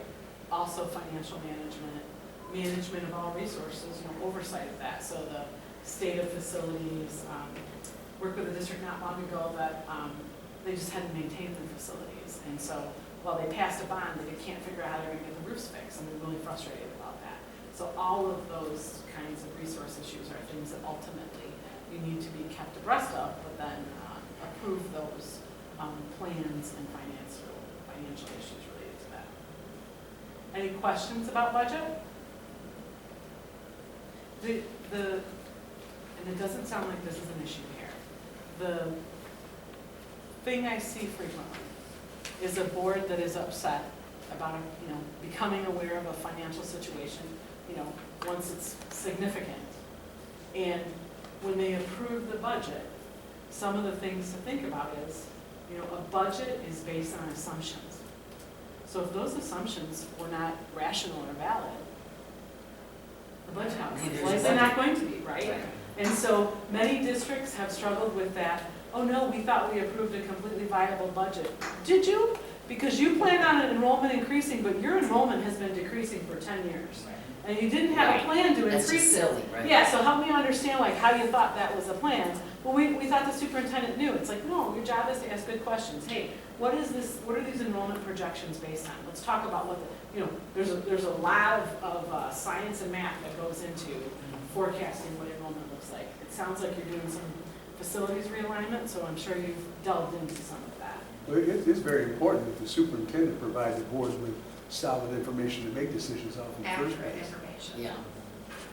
It is, and so that's why asking those questions, it's a very respectful thing to do, to say, help me understand what these assumptions are based on. Can we see that background data? Let's talk about what the trajectory has been.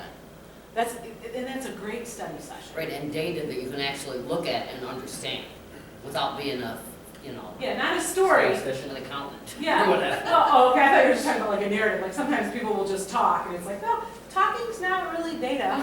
It's not. No. What you're talking about, it's so Or the convoluted. trends in, You had a hard time understanding it. yeah. Mhm.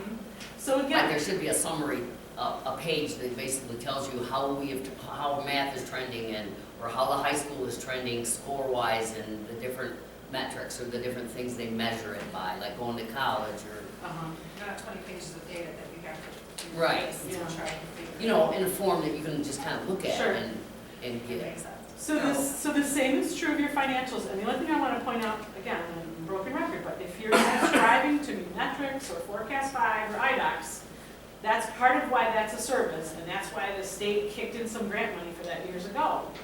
For districts to be able to get into that is because it is about providing financial data to districts in a way that is actionable, understandable.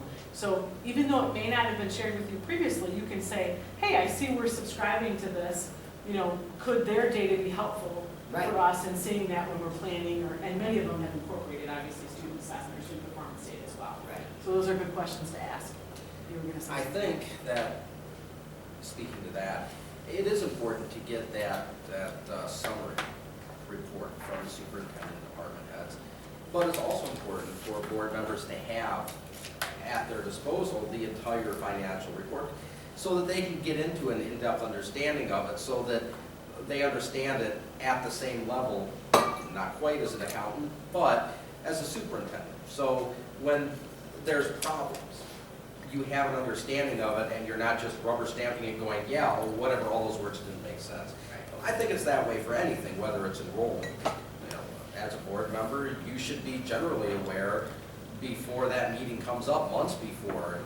come end of September, you should know generally where the enrollment stands already. You should have an awareness of what's going on in the district. So that when you get to the meeting, if what they're saying doesn't make sense, you can start to back up and get explanations. I think that's it's part of the job of holding the entire system accountable, right? And Kevin, I think that's an important piece that a committee can serve in a good function in as well. So Exactly. not everybody has the same level of comfort, of course, in finance. And so when you use a committee structure, and there are folks who are really committed to digging in and asking the questions and reviewing it, and then it comes out of committee as a recommendation, right? That can go a long way. Maybe that's not where you are right now. Right now, maybe. That's what we're trying to get. Yeah, like maybe everybody feels like they have to be completely dialed in. I'm not discouraging that, but I'm saying moving forward, that can be a way that you're not, because even when I was listening to in the audience, I was thinking, woo, it's a big job you guys have right now based on, what the gaps that you're filling right now. And so once things are, new superintendent's in place, fully operational, some of the stuff that you're spending time on right now, you really should not have to spend time on. No. And we know that. Yeah. And we look forward to I that. know, I got that impression. And on the upside, the budget has come under control much better. Right. Well, I think the big difference and I think each board looks at budgets differently. And I think the previous board looked at budgets as a best case scenario. We looked at this budget as a worst case scenario. And I think that you have to be a little bit more realistic with the budget. And we definitely did that. So we're definitely going to be looking for a superintendent that's not going to try to blow smoke to the public Nobody's looking for about the sunshine. budget. And it's Smoke realism. Yeah. Yeah. Greg, are you hot? What is that, you? I see some other people too. Can we hit the air conditioner? Or if we can Sorry, do that? Dimitri. We can slide you down.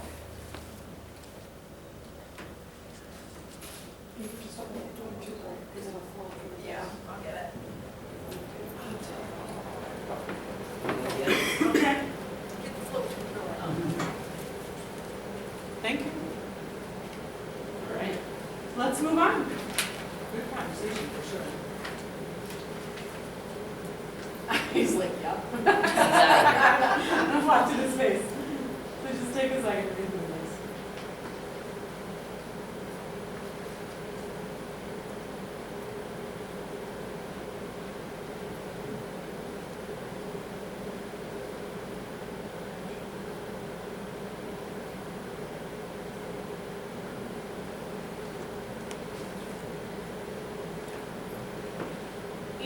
It sure is easy to read. Some of this stuff in the context of school choice, right? It creates a whole different complex dynamic. So in Michigan, we have this problem with school choice creating hyper competition among neighboring school districts, right? And so it can be difficult to want to tackle difficult issues at the board table, whether it's what's happening, as far as student achievement goes or what's going on with budget, right? There's a fear of being candid at the board table because you're afraid you're going to lose more students. I'm not saying you are, but that's common, right? Also, specifically when it comes to facilities, there are some complicating factors. It has to do with extracurriculars. So kids are going to other districts all the time to participate in activities. Their parents are going with them and they say, this looks a lot better than what we have. How come we don't have that? Well, I want my kid to have that. So then it either becomes pressure to improve your facilities or parents leaving to take their kids to nearby. So there's a bit of a race for fancy facilities in Michigan in order to retain students. And that's complicated by the fact that pretty hard to fund facilities at this point, right? We don't have a good plan for infrastructure development or maintenance in our public schools, and so it's rough. I mean, I have been places and I have seen things. And there's nothing easy about this equation, and you're judged on your facilities, believe it or not, often more than you're judged on your academics. We already won this in the community in this Did you? district, so yeah, we've got the best facilities. So that's an asset. Yeah. But now we're kind of looking at reconfiguring, and there could be, and trends go differently with grade levels and, the pre-K and, early learning centers and you've stuff only like won that. it So until your neighbor passes a bond. No, that's exactly right. You may need to adjust one of your elementary schools with an addition, or who knows? And even with that being the case, we still know that there's $5 million in deferred maintenance that we need to Right, and that address. kind of stuff There's a needs to hole in the be- ceiling right there, the room we're in. I mean, let's be honest. So, again, not easy. So one of the things I want to point out in this is that the superintendent develops and maintains a district facilities plan. And so that more and more, this is what boards are looking for. Like, I don't want to hear about this once the roof is falling in. I want a plan, Yes. right, for not just building new, but how are we maintaining where we have, and some kind of expectation of how we're. And then it's built in, actually built into the budget. If possible. Sometimes that's hard to do, but actually. Well, it's unforeseen stuff. Yeah. We can move ahead, thank you. Okay, this is the last one in this section, yay! You've learned some things about this.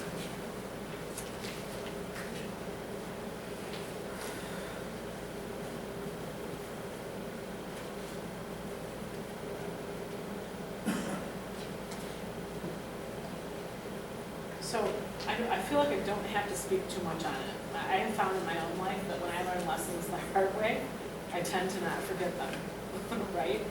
But what I will add to that is that there's a heightened expectation about parent, teacher, and student feedback because it's a required component legally in superintendent evaluation. That feedback is not about the superintendent's performance, it's about the district. So very healthy conversation for a board and a superintendent to have once a year at the beginning of the year. What mechanisms do we have in place for parents to provide feedback, for community members to provide feedback, for teachers to provide feedback, and for students to be engaged in the decision-making process, right? Whether that's student voice or whether that groups. And so those are good questions, absolutely where the board needs to be. And the idea is that the superintendent's going to come back and say, okay, here are the mechanisms that we currently have in place. Is this enough? Or do you feel like we need to add more? Especially because you're focused on rebuilding trust, right? And as you're rebuilding the district. And so that's more important now than ever, and it's going to help that new superintendent and you when you get to that evaluation point anyway. Okay, we can move ahead, Greg. So this is just a summary to sort of contrast. I feel like Kevin's summary, did it well.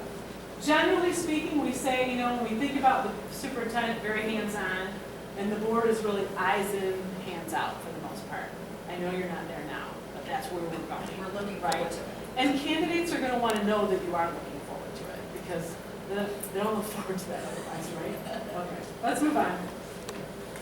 So this is just this kind of big picture reminder of how it's all supposed to come together, right?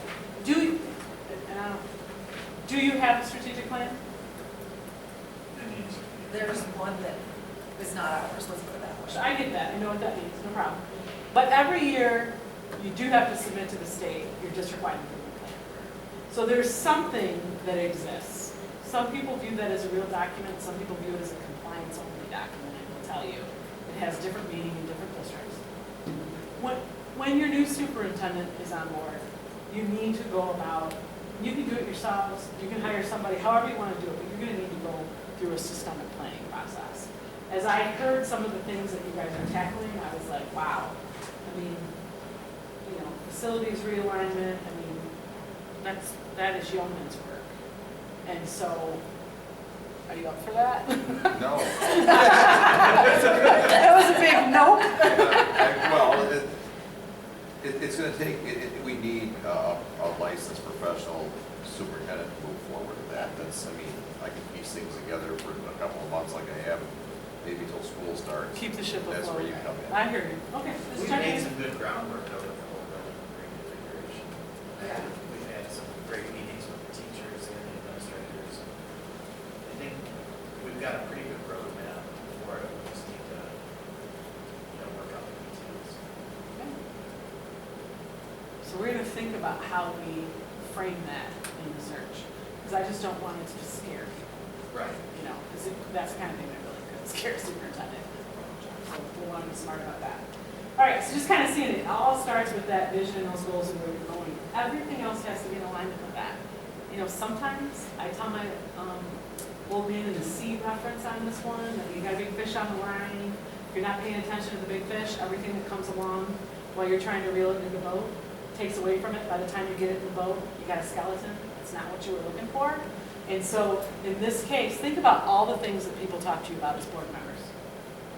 a lot of that stuff, while very important, and you need to be responsive to it, may not be in alignment with what your current priorities are, right? And so that's why an engaging, systematic process that stakeholders have a voice in the long-term planning of the district, they're more supportive and understand that you have a finite number of resources, and we can't do everything this year, right? We have to be systematic about it. So that's definitely a place to go to. So when we're talking about district-wide improvement, those school improvement plans at the individual building are going to feed right into that. It breaks my heart when I meet with boards who say to me, oh, we don't have a district improvement plan. And I'm like, yeah, you do. No, we don't. I'm like, here, let me Google it for you. They're like, no kidding, and it's because no one's ever shared it with them. So you're not going to make that mistake again, right? You will know that based on what we've already talked about. And understanding that the performance expectations for everyone in your district are aligned to that as well.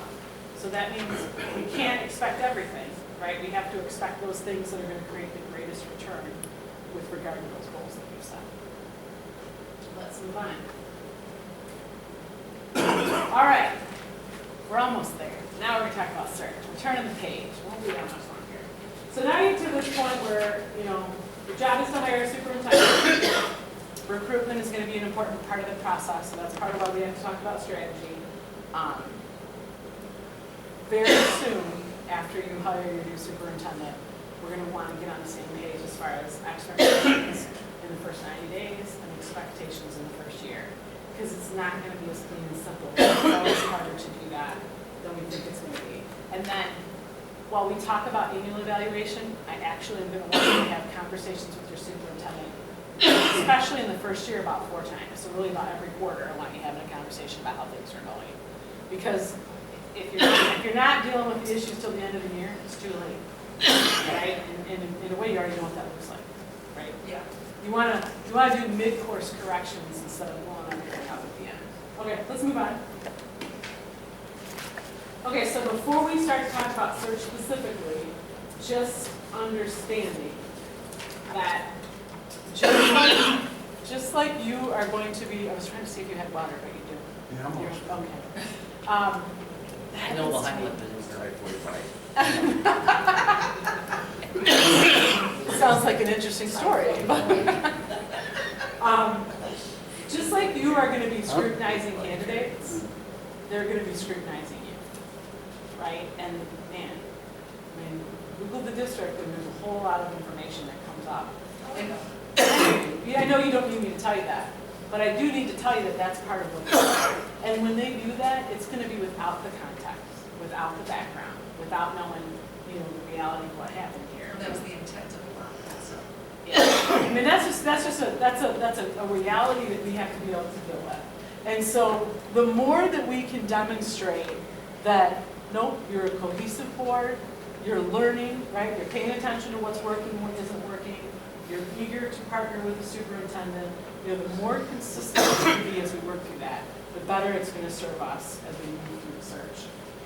How are these candidates going to feel if there's a recall going on?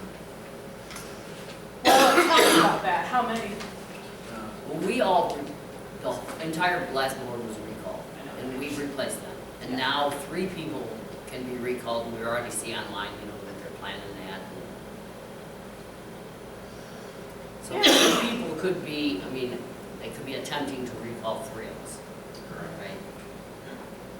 Yeah. And so that would be November, that would happen? What's the timeline? Yeah.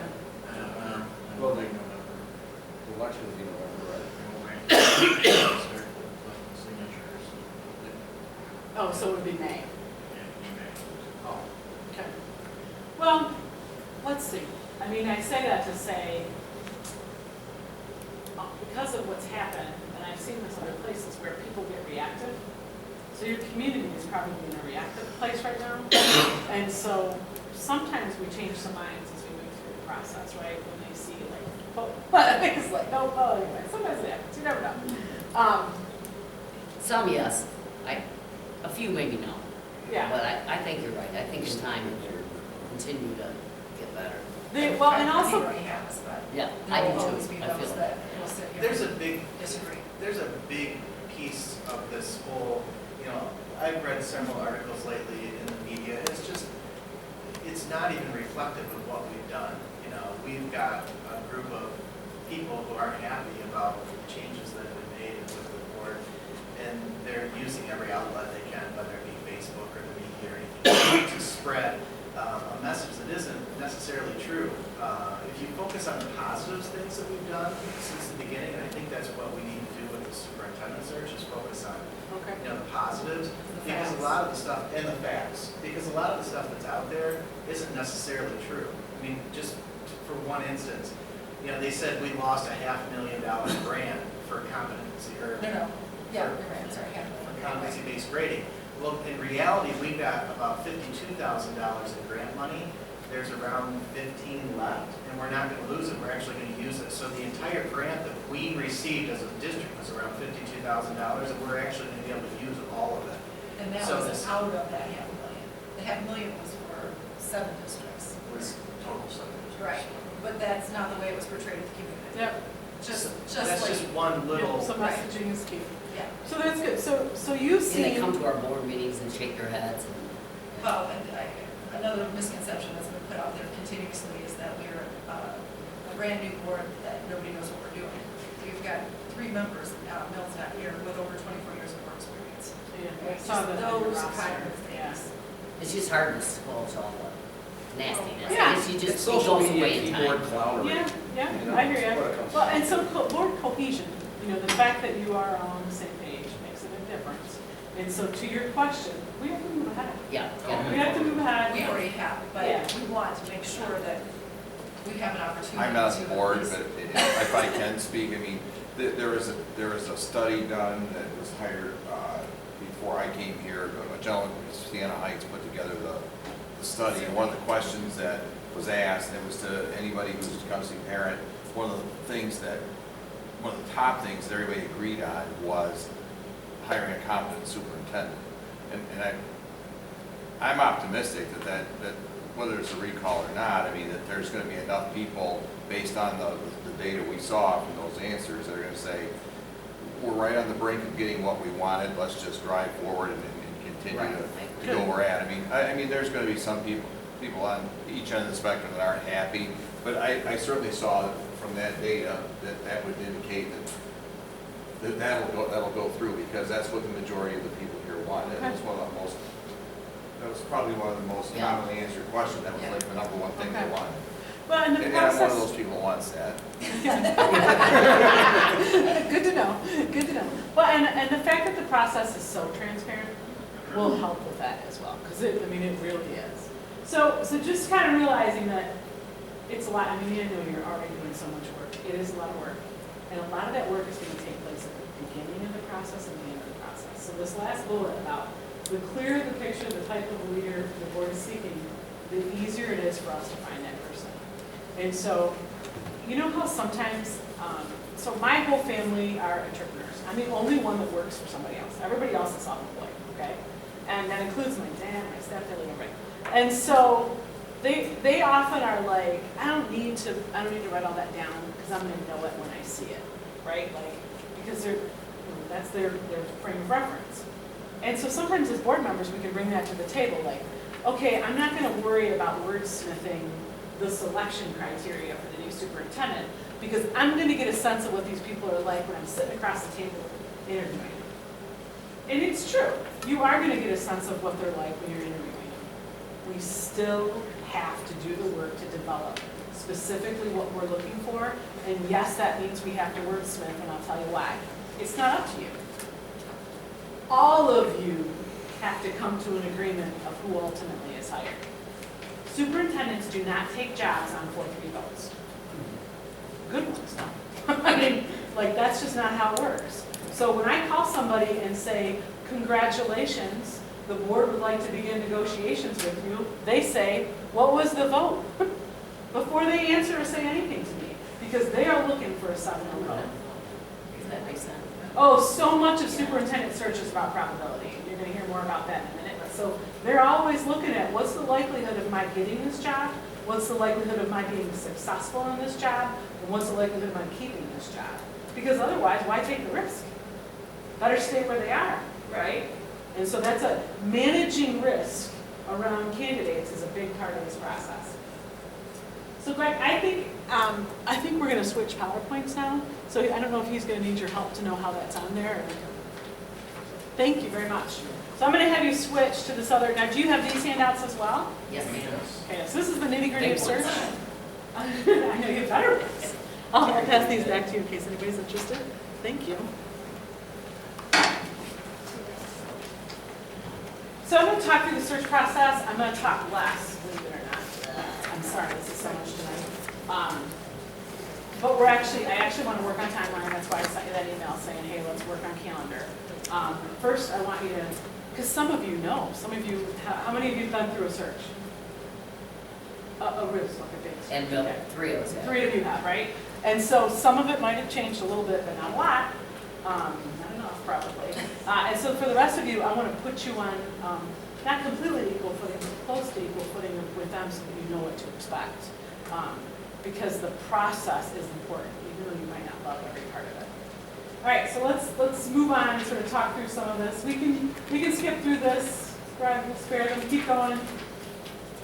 So generally speaking, I say 14 weeks. So right out of the gate, tell me what you're hoping for here. Less than 14 weeks. 14 weeks or less. Greg is hoping for 2 weeks, but. You wouldn't like who we ended up with, just so you know. I know. I want you to get out of your comfort zone. No, you'll see there's places that we can compress timeline, but I'm not going to compress timeline in a way that jeopardizes the search. You would be mad at me if I'd let you do it. Yeah, I feel that way today, trust me. So what are you thinking? I mean, really, when are you hoping the new superintendent will start? Before school starts? Before school starts. No, that's impossible. That's almost like 8 weeks, 6 Right. weeks. Or at least be thick into the process.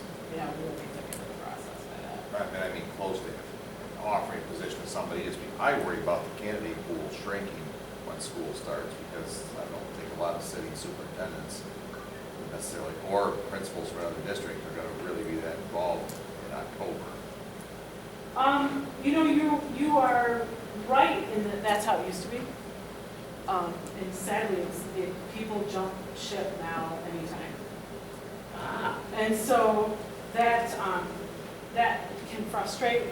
Often a conversation at the board table is like, do we want somebody who would leave? Right. And while I appreciate that, it's the environment has changed. And so if somebody wants a job, the only time they can go for that job is when it's open. You can't go for a job when it's not open. And so if you're looking to get into the superintendency or you're looking to go to a larger district, we'll talk about that in a second, you got to make the leap when it's posted. And so the question is just how much time you're going to need for transition. It does create sort of a cascading effect. But Well, the recruitment process, we will get some indication of people who are willing to come, because they'll know how long it takes. they will. We'll publish that. We're going to publish the timeline right from the beginning.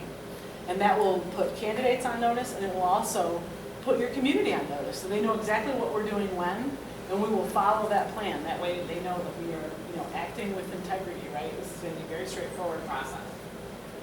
Okay, so what we'll do then is let's talk through the process, and then when we get to timeline planning, let's see how it plays out. Because part of it is you all finding the time for the numerous gatherings that we will have together, right? Okay, so Greg, you can advance the slide, please. I'm not going to read these slides to you. Oh, come on. But in each, I know, please, Donna, we'd love to hear more of you.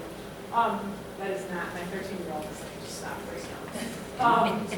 So in each phase of the process, I've given you this detailed slide. And you're going to hang on to this handout. Because at any point where you're like, wait, what? You can look back at this and just kind of check in on, we're going to be in close communication, but there'll be a point in this where there's kind of a lull, and your community members will ask you something, and they'll be like, ooh. So it's just good to kind of keep as a handy tool. So ESS is us, it's Executive Search Service. So these are the things, I know, I should change it, because it confuses people. So this is what, Greg and I are responsible for and kind of what we're working on in the preparation phase. You can see the board responsibilities defined there. And then the district responsibilities. We cannot come into the district and do this kind of work without working closely with your staff. there's too much happening from a communication perspective and also just from a logistics when we're coming in. And so we try to be respectful of their time and not abuse it, but just know that, we will lean on your staff a little bit to help us with some of those kind of logistical items. So in the big deal in the preparation phase, here's what we're doing. We're making a timeline. We're going to get the job posted, but only with the bare minimum of information. It'll just describe the district, what's happening. We'll think about what that looks like, right? And we may not solve it tonight, but I really want you to get your arms around a salary range that I can post right away. Because you don't even want to start the dance with somebody if you can't finish it. I'll just tell you that. And so if we don't provide that information, they're going to go right to the state database of what superintendent compensation is. They're going to look at what the last contract was, and they're going to assume that's where you are. I'm not sure that's where you want to be.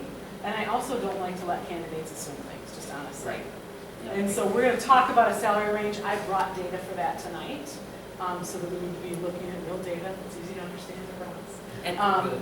If you need time to think about it, that's okay. You may adopt it at your next board meeting, and then you just shoot me an email, and I'll get it added to the posting. But I want to get it out there as soon as possible. When are you planning on posting? So we have a meeting Monday. Yeah. So this is going to be a web posting, so I can update it anytime. Normally, I would say to you, I'm going to post it tomorrow.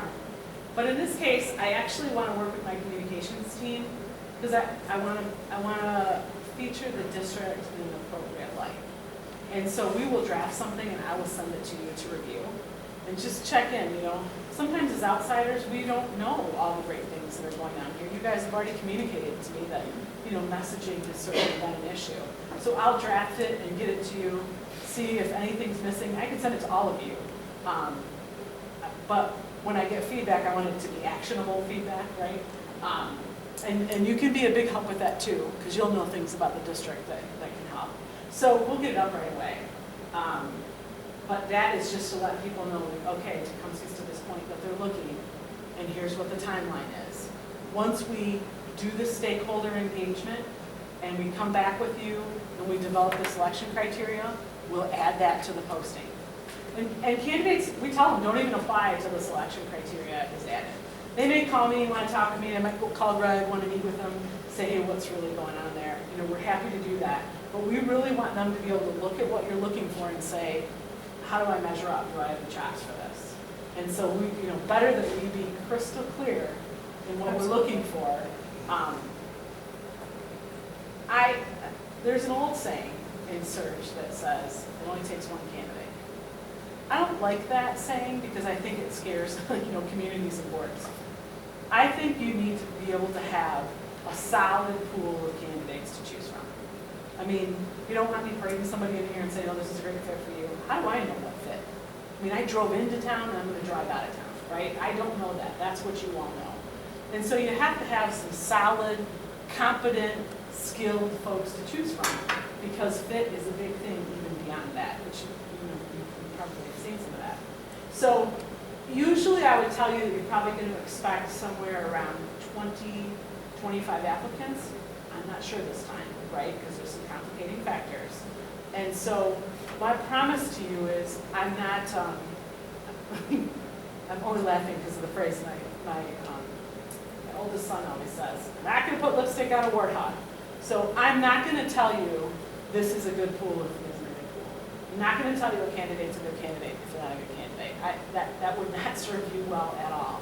And so if we see a problem with the pool, I'm going to let you know that, right? And people will do with the information what they may, but we have to be able to have candid conversations. But I think if we have good strategy and we're very intentional in how we move ahead, I think that we'll be in good shape. This is a good district. It has always had a good district. This is a blip on the radar. Yeah. And the other thing about Tecumseh is that you may not feel this way, but you're bigger than most districts. Half of the school districts in the state of Michigan have fewer than 1,500 students. And so this size district, this 2,500 to 3,000, is a really nice fit for a superintendent. And so we just have to kind of overcome this blip so that people can see that, right? That's what we'll be focused on. So that's what preparation is about, planning the exact timeline, figuring out when we're gonna meet with stakeholder groups, and ultimately, as we move ahead, you can advance it, right, to the next slide. The recruitment phase, you can see, it's all about developing the selection criteria. We'll start to talk about contract language. I'm gonna have you start working on the contract long before we're looking at candidates. That way we have a draft by the time we get down to finalists, and I don't like you to wait. It's also just a good activity to bring a board together. There's a nasty habit of just pulling out the old one and moving it forward, and it's like, no. This is an opportunity for you to think, more strategically about how you want to approach, compensation. Plus legally, there's been some things that have changed. So to start working on that, every question that you get from your citizens, I want you to feel comfortable answering. And so when we get together, if I haven't been clear, you need to let me know. Chances are you're going to have more information than you want. But even when we're away, you normally may have a structure where your board, you always go through your board president, and that's a good thing. But in this case, I'm going to say you should feel free to email me or text me, because if all of you are trying to go through him and then get with me, there could be a pretty serious delay, and it might drive you crazy. And so, if you email me, So if anyone asks you a question, you answer all of us. that's exactly what I was going to say. And all I'm going to ask you to do is don't reply all, because then we can run the risk of violating the Open Meetings Act. We just okay? We blind copy you. Oh, so they can't, I get you, so Yeah, you you can't can't do even it. do that. Good, Couldn't scroll, we wanted to. right, that's a beautiful thing. All right, so once, in this recruitment phase is where we're really leaning in, and so that's one of the cases where I don't want to abbreviate this too much. Like, I want to make sure that I have time to talk with folks, because it is summertime, it can be more difficult. Like, Yeah, they're not even checking job boards right now, right? And so that's, vacations and. mhm. And the other thing is, you want me to meet with your stakeholders. Trust me, you want that to happen. They have a lot to say.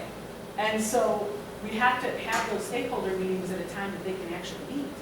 We'll have an online survey as well, and we'll make sure that it's open for a good length of time. But You those- meet with them prior to recommending them. I do. I like to meet with stakeholders before we develop selection criteria. Because what I'm asking your stakeholders, here's how it goes. Oh, I thought you meant, I got confused, Yep. never mind. So when I meet with stakeholders, I spend a couple of minutes explaining search to them and explaining the timeline and how they can have influence in the process, because they want to know that. And then I ask them, what's going really well here, right? What are you proud of?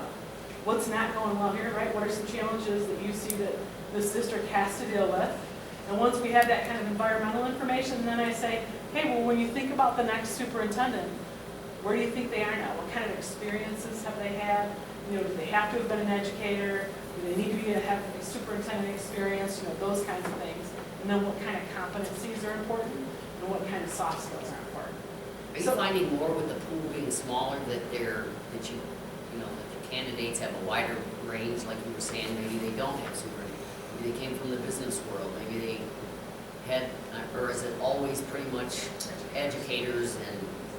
Yeah, so I always hate to, overgeneralize, but really. Staff, when I talk with district staff, they always feel passionately that it's somebody that has to come out of education. And it's because I think they just can't believe the person. Like they think they're not going to have credibility, or they won't understand the complexity of the classroom, they won't understand their pain points, they won't be able to make good decisions. And so staff really always feels like they have to have come from that kind of traditional path of Yeah. education. Community members almost always feel that way, unless it's a more conservative or progressive community, and then there'll be a minority of folks who say, I don't care. I care more about, maybe it's retired military, maybe it's a captain of industry, and now they want to serve. So there's usually a fraction of people that may say that.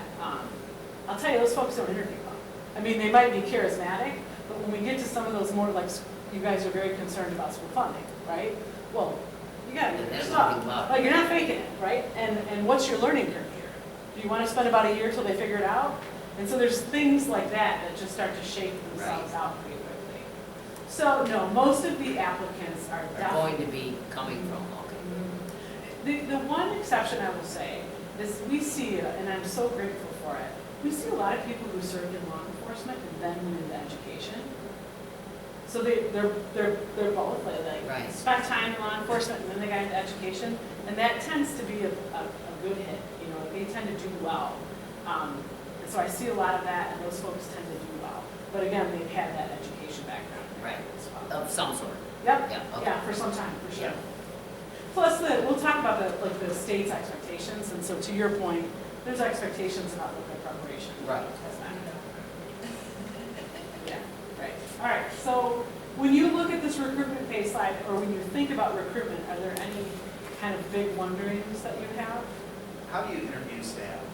Do you do that in a group setting or individually, or how do you get a feel for what they're?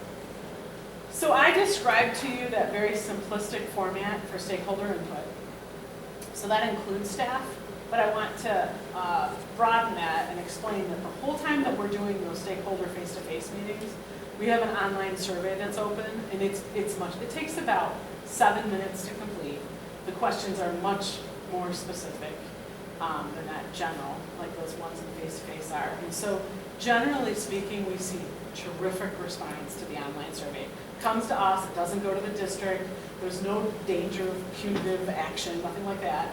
So people tend to be very candid. And usually 50 to 65% of those responses are from staff.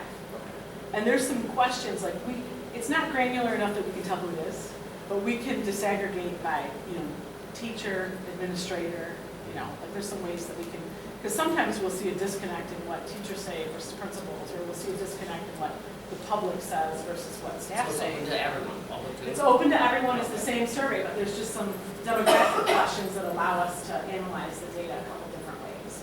When I do face-to-face meetings, when Greg and I do face-to-face meetings, we'll do it, generally speaking, we meet with sort of central office staff. That's one meeting. Administrators are another meeting. Secondary instruction is another. Elementary instruction is another. Support staff is another. So usually those conversations, right, we're really getting what we need, and they show up and they're good about talking to us.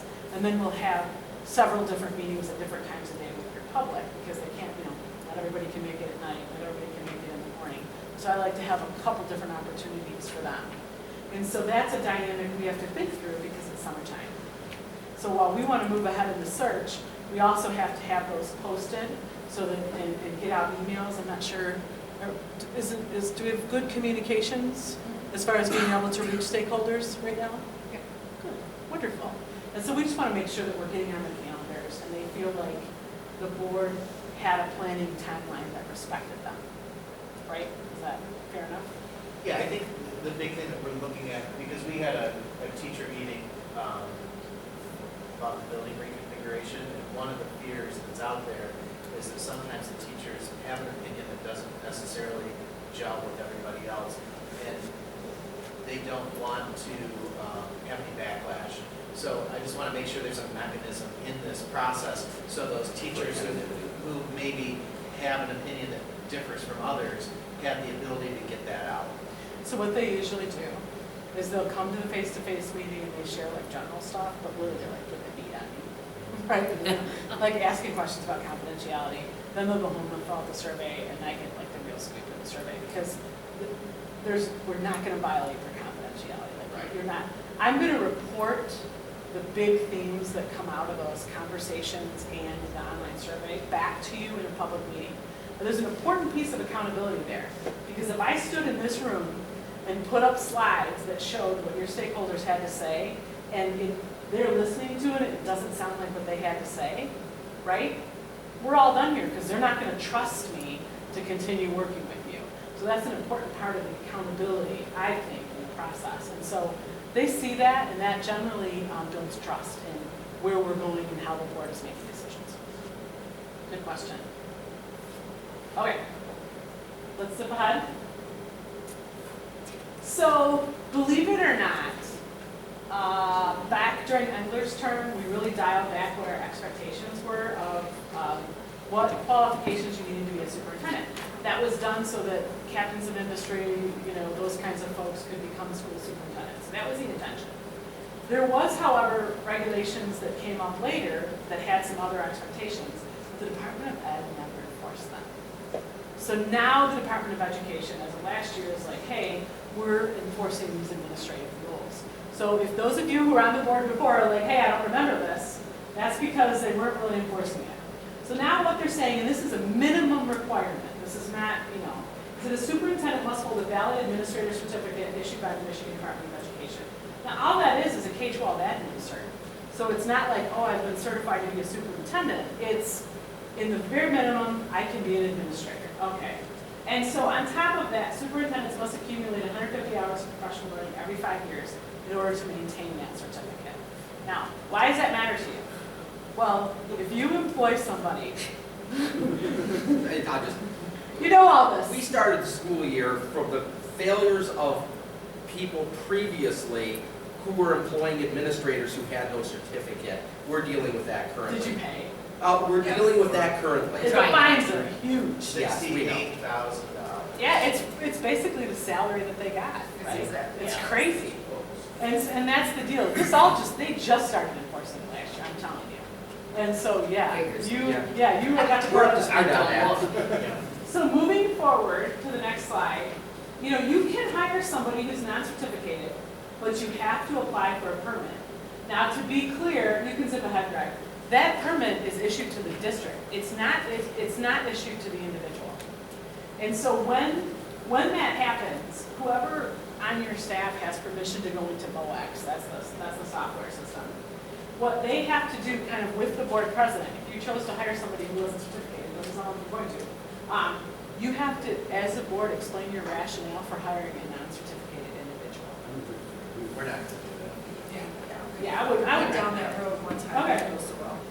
And then there's these other things, you have to verify that they possess a bachelor's degree, verify that the individual can be signed on here. We can move on. Sounds like you have to worry about that. And then just know that they have to commit to getting the certificate in the office. All right, well, let's move on. That was a hard lesson, but that thing about hard lessons, boy, even though it might not have been you the doing, you will remember that now. Well, we suffered. Somebody else did. We suffered. So there actually is a superintendent endorsement and there's a central office endorsement on the certificate. They don't require that yet, although it is in the rules. And so I asked them, like, when do you plan on enforcing this? Because it's kind of a big deal. And they're like, oh, we probably won't enforce that for 5 years or so. I don't know, we take that to the bank. That's what they're telling us. So other things you should look for, right, is often when I talk to stakeholders and I say, what do you think? Does this person have to have a doctorate degree? Do they have to have a PhD or an EDD? More often than not, I am told absolutely not. I care more about the person and their leadership skills, but in some districts that matters. To you as a board, it says that they were committed to developing themselves so that they would be prepared to lead. I'm not telling you have to hire somebody or you should hire somebody with a PhD or EDD, but I am saying that it's a different level of commitment, right? They were very intentional in their career planning. An EDS is an ed specialist degree, so that is not the extent of schooling or the dissertation, right, that an EDD or a PhD is. And so certainly that's a reasonable expectation that you may have as you're looking at applicants. Other things you want to look for are professional development that they have participated in specifically to prepare them to be a superintendent. There are people out there who are great superintendents who never planned on being one, but there aren't a lot, right? Preparation matters. It is a complicated job. And so we'll help you understand those when you see them on resumes, but things like MASA's Horizons program, Michigan Leadership Institute, they have a SUPS Academy, and now we're starting to see some other kind of micro-credentialing coming out of some of the universities that's more practical and less theory that can help as well.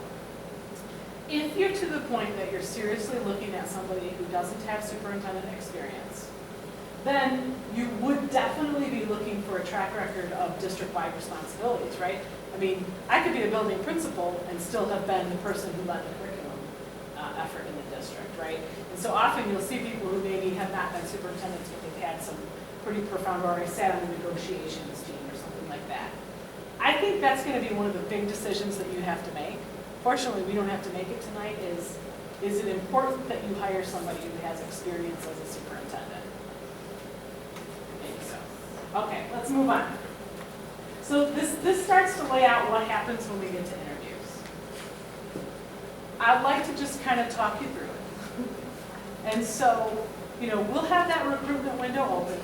Everyone is encouraged to apply.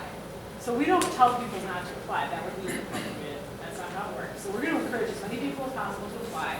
We will be vigorously recruiting while that job is posted. And so we'll be putting that in various sort of job posting boards.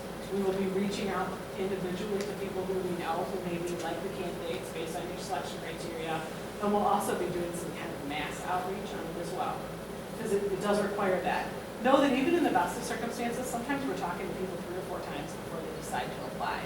That's not something that you should take as offensive. It's just, they're always looking at what is the probability of their getting the job. Because once they accept an interview, their name becomes public. And in this case, it becomes really public, right? And so that means the relationships that they have back home change, right? Trust changes when somebody's looking for a job in another district. And so they want to know how serious their candidacy is being regarded. They want to know, is there internal candidates that are going to end up getting the job anyway, and why would they put themselves through it? Is there somebody the board has an eye on that's going to get the job anyway, and it's not a fair process? So those are all conversations that we're having. Once we've closed the posting, about 10 days are going to go by before you get access to the files. It's going to make you a little crazy. I might be able to shorten it a little bit. We're actually changing software right now. And so if I can get you in there sooner, I will do that. But what you're going to have access to is all of the applicant information. It is confidential. You're not to discuss it with anybody. Don't discuss it with each other until you're with me. And don't even discuss it with your spouse, because of Michigan's Open Meetings Act, superintendent search is unlike anything else, right? If you wanted to be the CEO of a corporation, you could go through that whole process and nobody would know you were interviewing, right? Until you actually accepted the job. If you were a superintendent in Pennsylvania, you could do that. In Michigan, as soon as you accept an interview, your name becomes public. So until you accept an interview, candidates are entitled to their privacy and confidentiality. And so you'll have access to the information. You'll have time to process it before we get back together. I usually ask boards to come prepared to think about 5 folks, 6 folks that they're really interested in learning more about, okay? It's not like we're just having a cup of coffee. We're not deciding, if we're getting hitched. We're just kind of, here are some people we'd like to talk to. So I want you to come to that meeting prepared. We won't talk about them by name or by district. They'll be assigned numbers, and we'll refer to them by number only. As frustrating as that is for your community, that's what we have to do, and at least we're able to do it in open meeting. Technically, we could go into closed session for that, and the community would be able to hear anything. So this way, they can hear what you're valuing, what you see as important, right, as far as what some folks are bringing to the table, and what your concerns are. So even though it sounds a little nerve-wracking to you, we do it all the time, and it works really well. And you're going to get a lot of guidance from us before you get to that point. So that's what they can expect, that's what you can expect. Usually boards will interview 5 to 7 folks. That might be different in this circumstance. I'm always going to tell you to interview more than less, because it's easier to keep as many doors open as possible. Because it's very public. I recently did the search in Hastings, and their newspaper is in Hastings. The banner is in Hastings. So the editor of the paper was pretty frustrated with the school district, and so he came to everything. And so if you Google that, you're going to see the search is off the rails, Donna doesn't know what she's doing. It was really, he was in my business. And I just kept saying, Fred, trust me. This is what I do for a living. You are going to see that this works. Well, when we had that meeting that night, 4 candidates the board had a lot of interest in. And I said, that's fantastic. Let's interview these 4 candidates. I want you to look at these other 3, because they're pretty strong folks. And so they were like, and there was some behind the scenes information that the public didn't know about why they were dragging their feet on those folks. And so, okay, after we went back, we were like, okay, Donna, we'll trust you, we'll interview these 3. You can draw your own conclusions as to who got the job. So, one of the 3. Absolutely. And so the public doesn't, just like you told me, the public doesn't always have all the information. At the point in time that we're looking at those candidates, you don't have the full background information. What you have is the benefit of the credentials that they've provided and what I can bring to you without violating their confidentiality. So that's the advantage of us having done so many searches and worked with so many candidates, is we know them. We don't work for them, we work for you. But we can tell you based on other searches, we've researched them, what do we know? That's how I knew that those folks were ready to be superintendents, because I had talked to them already. I knew what they brought to the table. So understand, even when the public gets nervous or the media gets nervous, that's okay. I welcome that challenge. They're only nervous because they're worried about what's happening here.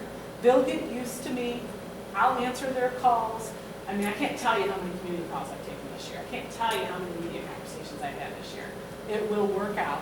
The only thing that we have to do is make a good plan, and we have to do what we say we're going to do. If we do that, then we'll just be building trust along the way, and we'll make a good decision for the district. You will be well prepared for interviews. We will work together to develop interview questions, together. In first round interviews, that's the part that's probably going to frustrate the most of you. We'll develop the questions together. You'll have the guide ahead of time so that you know what questions you're asking and you feel comfortable with that. But we're going to ask all the candidates the same questions. Even when you listen to them and you think, well, they didn't really answer that question, I'd like to ask a follow-up. Nope, we're not doing that in the first round. And the reason why is in the first round, what we need to do is compare these folks to each other, right?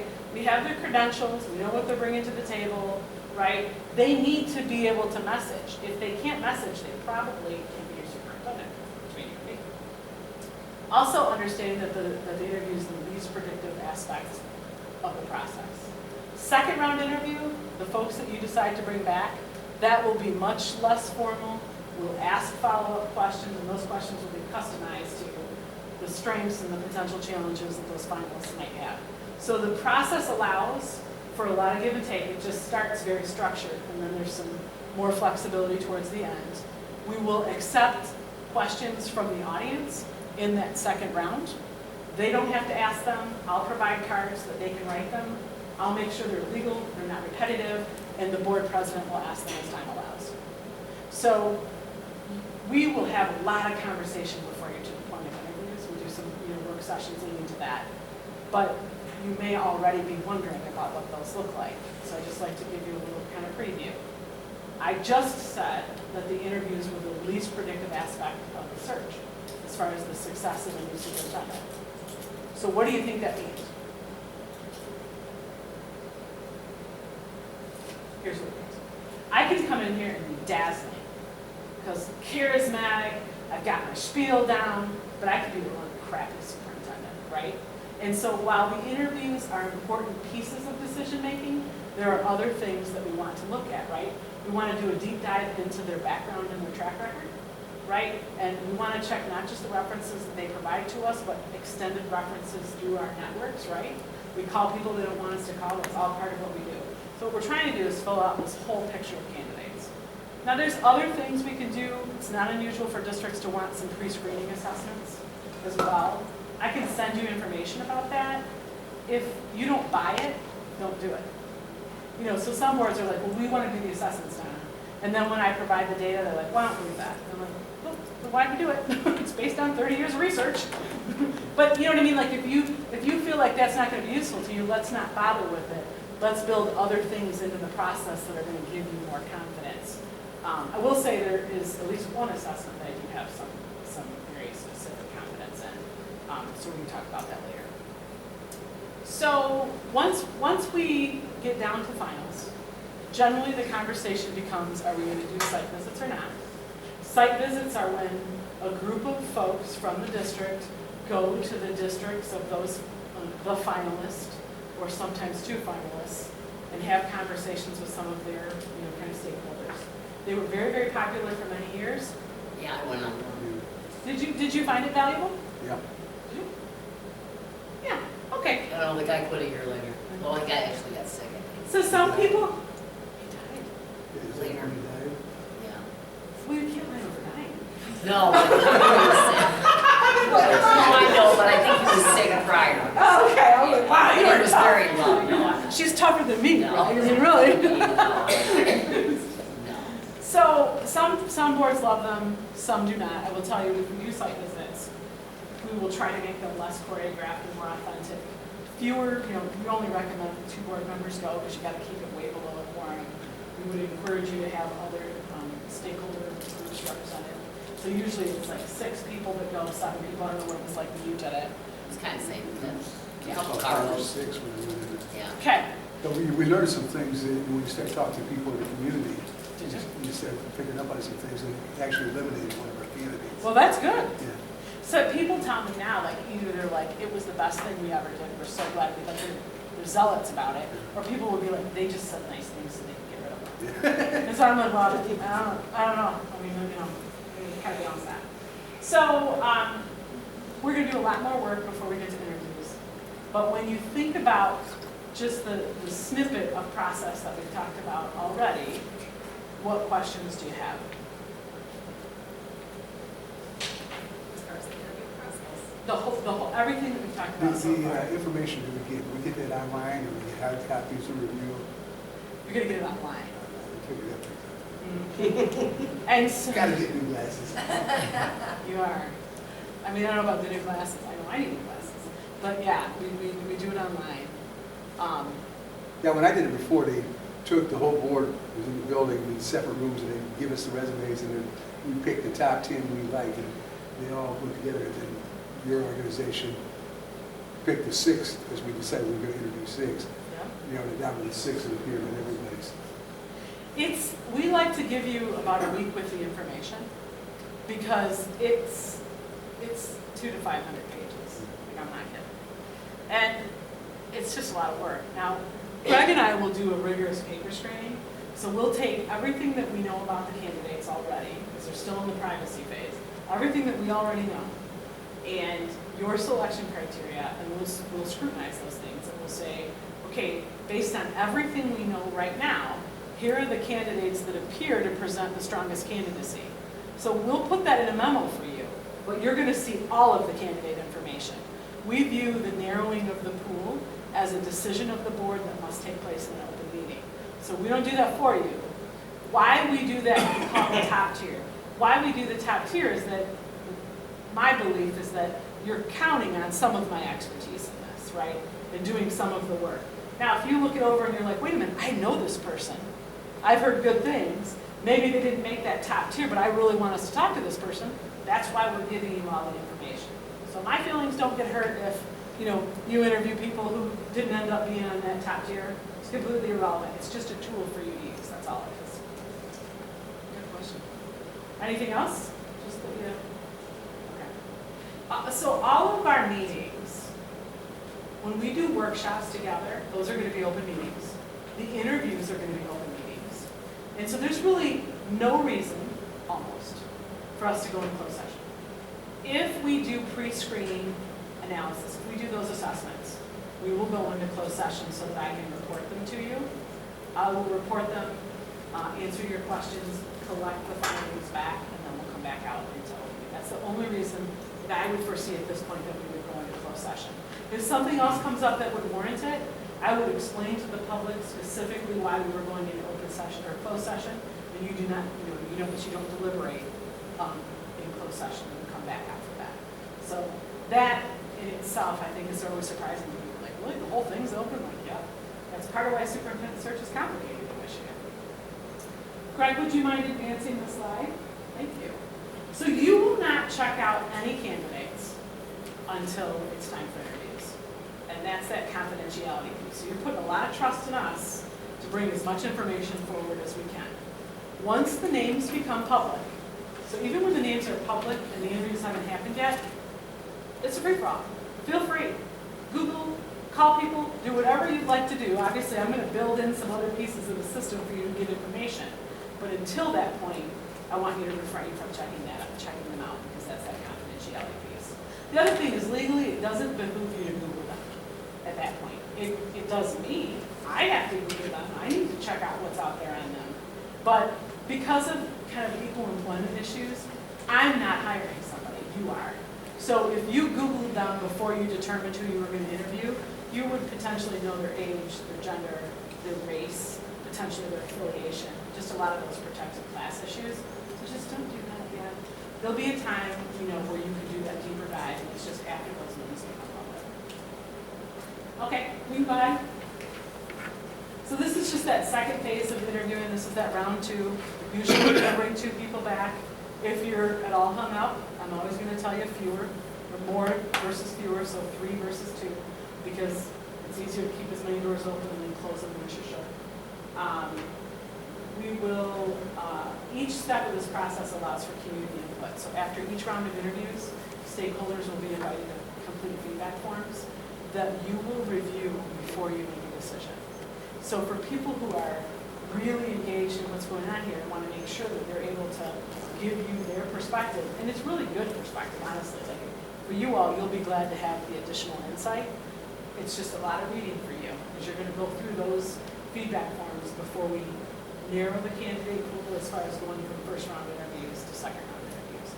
And then when we're done with second round interviews, you're going to review another batch of forms to figure out, before we get to that, okay, who's the person that we're likely to begin negotiations with. Okay? We can move ahead. I already touched on this.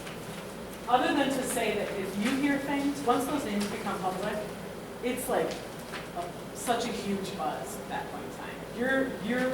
You already have a sense of them, but your public doesn't. So staff will begin checking them out right away. Community will begin checking them out right away.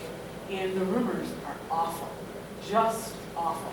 We know. And so, you know, whatever is being heard, when there's a serious allegation of somebody of professional misconduct or in trouble in another district, I need to know that, because I have to vet it. You can't make decisions on rumor, you need to make decisions on fact. I find that fully 2/3 of the things that are reported to me are not true. And so it's crazy. I mean, just kind of, especially what social media has done to it. Whenever I can, I'm going to clear the rumor in a public meeting. So I'm going to say, hey, this was brought to my attention. This was without any basis. You know, I followed up with the parties involved. Or I'm going to say there is indeed pending litigation and I can't comment, right? If it's serious enough that I feel like the candidate has to address it, I will tell the candidate, you need to address this issue in your opening statement. Being a superintendent candidate is a lot of fun, I'm sure. Everybody can do the business. And so when you finally do begin negotiations, right, when you finally, that's actually the motion that you're going to pass. You're going to say that the board is going to begin negotiations with so-and-so to be superintendent of Tecumseh, right? Not that you're going to give that person the job, and it's still subject to negotiations. Okay, we can move on. As he's advancing this, before we talk about support, any questions? I'm just wearing it down. So much information into that. After the search is done, we're still friends. So I'm coming back. Because once the new superintendent starts, not right away, I like to see them kind of be in the district a little bit, get their feet wet, start to learn the lay of the land, start to get acquainted with you. Somewhere within the first month and the third month, somewhere in that window, I like to come back and do a governance workshop as part of the search. There's no extra charge for that. To help you talk about what are the expectations that we have of the new superintendent. What are our governance structures working? Do we need to be clear about some protocols? Sometimes things like communication can derail the superintendency real fast. So any of those expectations that the board has of the new superintendent, I want to get those documented right away so the new superintendent knows what to expect. So you'll see more of us, and then we will also stay in touch with your new superintendent. We actually employ retired superintendents to follow up with them. That way they can have a confidential buddy to say, oh my gosh, this is going great, or boy, I really need some help, I'm struggling with this, what do you think? And so, you know, us staying connected, and then the retired soups that we have staying connected with the new superintendent, and then obviously we have conversations, so that we figure out a way to try to solve if issues are coming up, and it works well, very well. We can move on. Okay, so this is just a recap because it's a lot of information, and I want your stakeholders, and I want you to know some of the things that we're going to do throughout the process to make sure that we're working with your community. So I already mentioned the online survey, and I already mentioned the face-to-face focus groups. Those things happen before the board develops selection criteria, because that's what we're asking them about.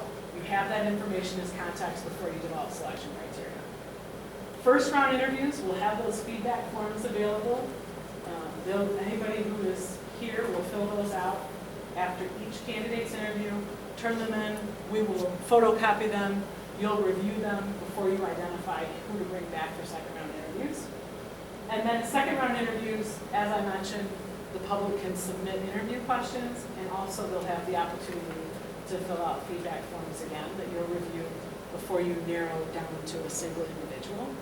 A sixth opportunity would be if we end up doing a site visit, then we'll identify probably a teacher to go, an administrator to go, a parent to go, a citizen, we'll build a bigger team, and so that's another opportunity for stakeholder engagement. So it seems pretty straightforward, but I mean, we're really very connected to them through the process. There's a good open channel of communication. Okay. Do you have any questions about that? It seems like you've heard it.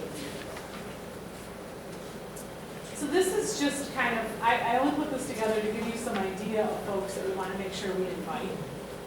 We don't need to have meetings with all these people. It's more about making sure that they're invited to attend whatever meeting is appropriate, right, for their group. And so I like for staff to attend the staff ones, and I like, parents and citizens to attend those. I don't like to see cross-pollination between those two, just because the conversations tend to be really, really different. And so that's pretty straightforward. Sounds like you have good communication mechanisms in place. So for you as board members, what I generally do in the case of scheduling the stakeholder input meetings is I'm usually going to work with your office on that. I'm going to say, hey, because they know what works and what doesn't. In this case, my question is like, do we think staff will come in to meet with me during summer?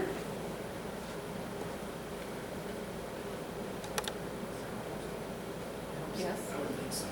Yeah, this is such an issue that we'll see them. Okay, good. And so, are we thinking that stakeholder input could take place in early August?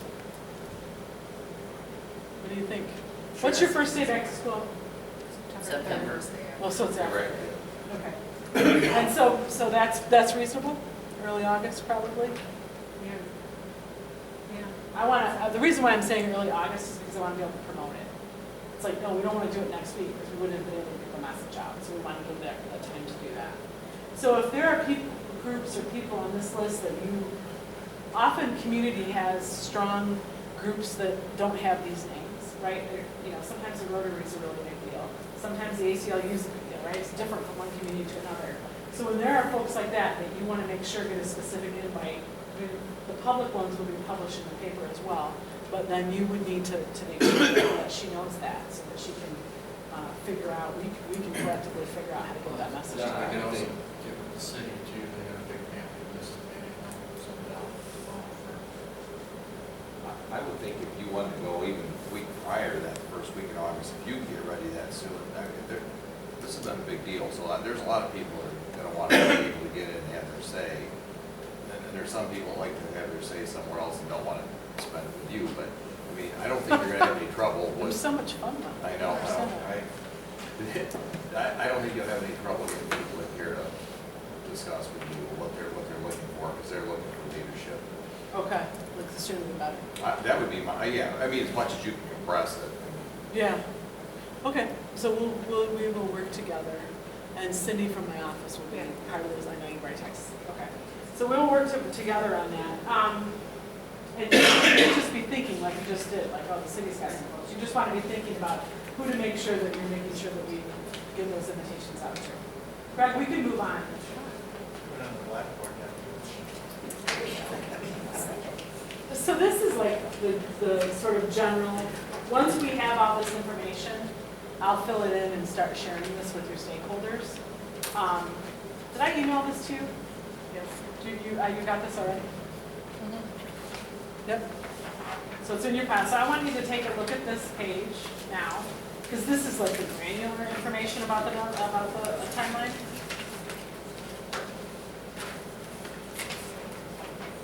And so the second block on this lays out, some of those stakeholder input meetings. We don't need to spend time on this tonight. I'll work with your office on that. Just keeping in mind that it's going to be sometime late July, early August, first week of August that those happen. Now, tell me about, so you see that I put it, this is like, I took some creative lessons for this planning. So I have put on here that between now and next time we get together, you will make time to go online and take the basic school law course that we provide.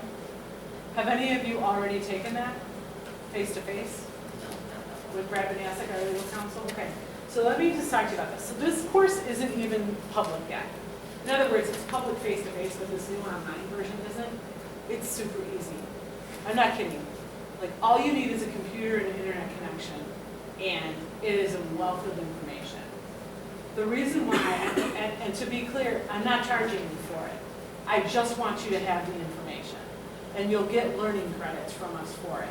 But so I'm gonna send you a link. I'm hoping that you can do it between now and the next time we meet, and the reason why is, the next time we meet, I wanna bring Brad with me, our legal counsel. He'll talk to you about Open Meetings Act and some things that you need to know and search, but he'll also be able to answer any questions that you have about anything. And have any of you talked to Brad before? Yeah, he's Mr. Wonderful. I'm not kidding. He has worked for us for 22 years, and he is a foremost expert on school law and Open Meetings Act, and a nice guy. And so I've already talked to him. I brought his calendar with me so that whatever date we pick, I can make sure that he's available. So that's kind of the method for my madness, and making that course available to you and then having him come. Because the next time we get together, we're going to talk about practices of effective superintendents, like what the data says, so that you know what to look for. And we're going to talk about Open Meetings Act. Now, this is saying it's a 3-hour workshop. I don't think it's going to be that long, but Brad's thinking that you're going to spend probably, a good 75 minutes with him. So other than that, it might be a little shorter, but I just didn't want to frustrate you and tell you it's going to be shorter than that, and then you're not planning for it. So when do you think that we can do that? When can we get together? I was thinking August. Do you have your calendar, Brad? Yep. Great.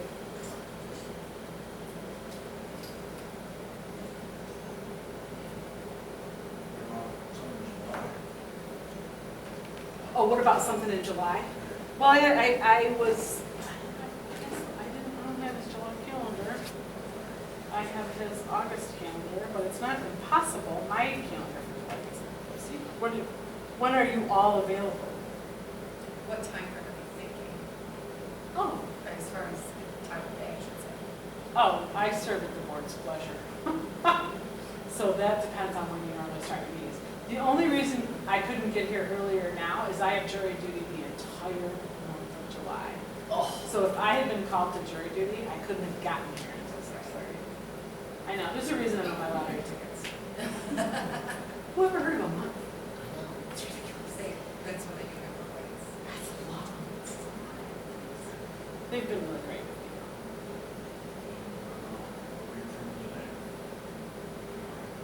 As long as it's at a time frame that I'm not, I'm open. I'm open next Thursday. So you guys, well, I mean, she's gotta have a stakeholder meeting, so doesn't have to be that quick. well, the Not next, before that, I don't think. no, I don't have to, because this one we're gonna focus on governance and Oh, open meetings okay. act. Okay. So I appreciate that, normally that would be true. And so you are thinking the 18th? I'm not available the 18th. As long as she's Oh, I not couldn't do the jury. 18th anyway. My granddaughter's having a reception at my house after she gets married on the 19th. Do you want to try for the Thursday the 25th? How does it look for you, Brad?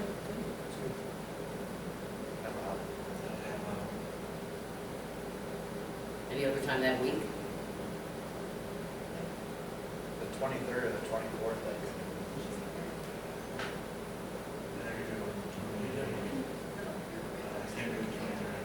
I can't do the 24th. Yeah, it's at my I house. can't do the 24th. We've got tents set up. Normally July is not like this. I was telling Greg that. Or It's the really- 30th. Tuesday the 30th. You had no other days the week of the, I can do the 30th. Can you do the 30th? How do you feel about that? Kevin? I can do the 30th, yeah. Are we all good on the 30th? Okay, what time? Probably 6:30, so she got a jury. Yeah, it's still there too. It's almost done. Now, you can start earlier if I send Brad ahead of me. Right. So you could start at 5:30 Right. because we're gonna drive supper either way. At the end of the month, there's no way I'm getting out early. Oh, okay, I'm not trying to pressure you. No, he's smiling at me. Is 6 good though? I can probably make 6 work, yes. Do you guys wanna do 6? Okay. So just to That's the be 30th? 6 PM on July 30th. Now I have to hope that Brad's available, but we have 2 other attorneys, so you know, there's possibilities there. Okay, moving on, we don't have to worry about the stakeholder survey dates. I'll take care of that once this is done. So then we're looking at this board workshop on recruitment. I will be reporting back the stakeholder input data at that point in time. And so I'm thinking this could probably be that second full week of August, 12, 13, 14, 15, 16-ish. I am out of town from the 9th to the 19th. Wow. I don't work every day. Okay. We're meeting.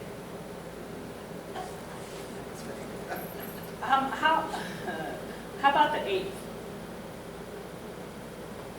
Yes, I'm good for the 8th. Or we go after the 19th? I mean, I I'm want, good. I'm good 8th is for the good. 8th. I can do it's okay, man, I don't want a vacation. This is the 6th. August, is that 6 PM again? We could do that earlier, correct? That depends on you. Earlier, like 5:30 earlier? Yeah. Greg? 5:30 I can probably. That's the conference that closed. Oh, yeah, it's not showing up on my, We're workshopping. Second. Yes.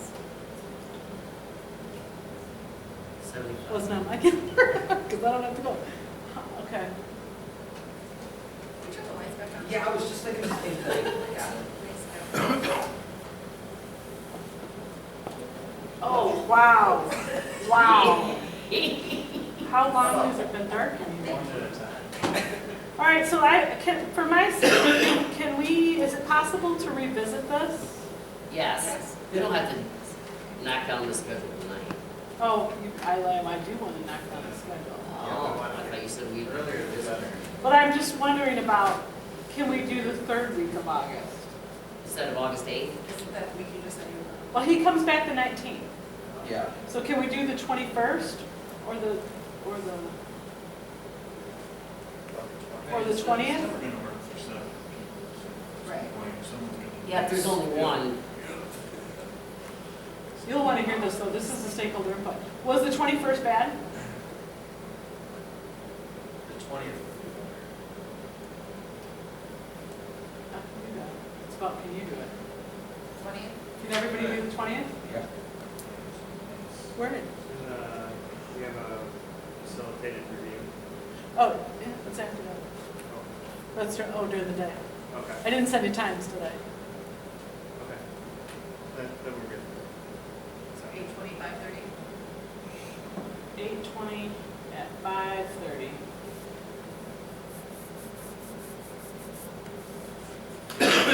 Okay, so then we get a little break. We get a little break anyway, because we won't meet again until after the posting closes. And so we're going to open the posting, pretty quick here. And then we're going to add the selection criteria. But the selection criteria isn't going to be added until probably 8/21. So we should be making the posting close around, I would say, like September 20th. You guys following me on this? Is your hair on fire?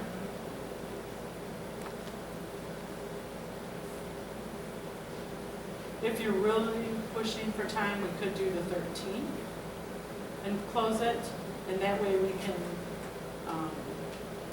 meet,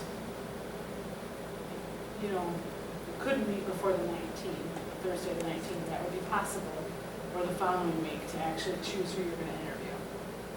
Because remember, I want you to have plenty of time to go through those files, so it's not like a right after thing. Okay. So you tell me. What do you think the difference is going to be between 7 and 8?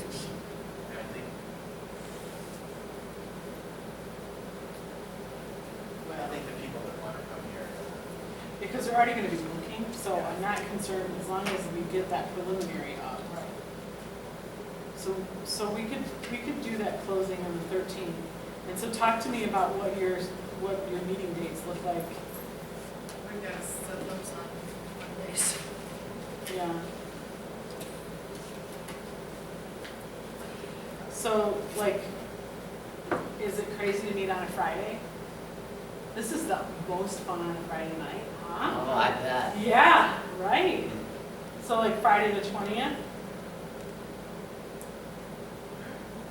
Maybe? Why does it have to be Friday? Well, because you need time with the information. Oh, because they're closing the 13th. What, could be the 23rd, Monday. We might have a board meeting. Yeah, we might have a board meeting already, but Yeah. Well, we can, I mean, I'm perfectly comfortable doubling up on Monday the 23rd. It's gonna add about, it's gonna add about an hour and a half to your meeting. So if you Just do it on add the it, same day we have a regular meeting. Just try and make that a minimum meeting and. so 9:23? Is that what I heard? I don't even know if we have a meeting like that. we No. can arrange it. I know the president will talk to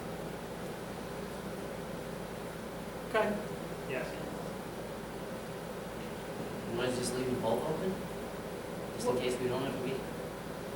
Or, We can make it meet for the 23rd. Yeah. That's not a problem. That's- We'll set the schedule. So we'll just want to figure out, are you going to do the search stuff first and then your regular meeting? Or vice versa? So we'll just have to nail that down.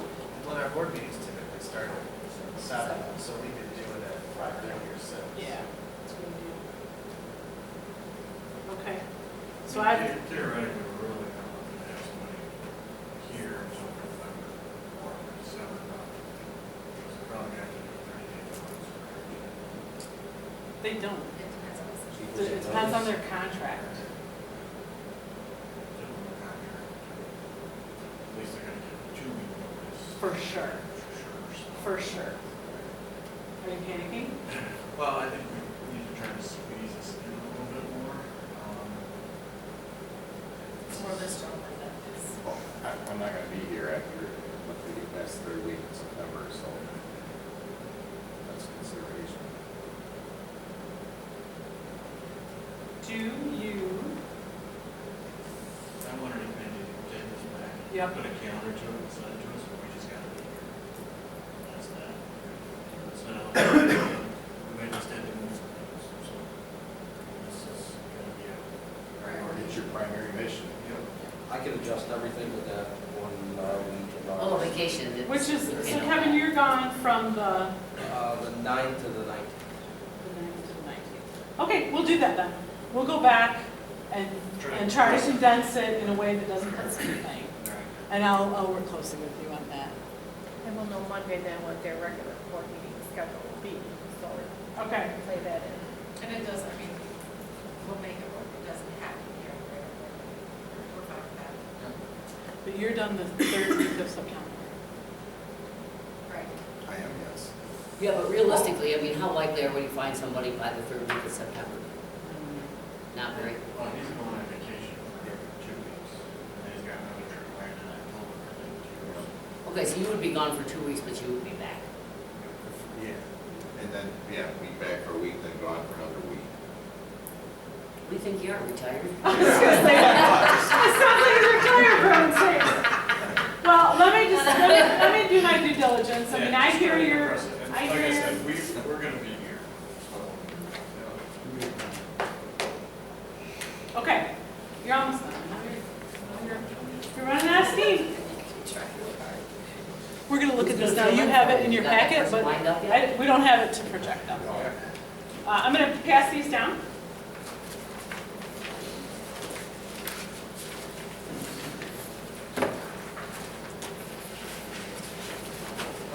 Mentions about some pre-screening, is there additional cost of that? There is, so, for the pre-screening assessment that we use that deals with mental acuity, so it's not just like a personality thing, I mean, that's a piece of it, but I tend to take the cognitive aspect of it very seriously.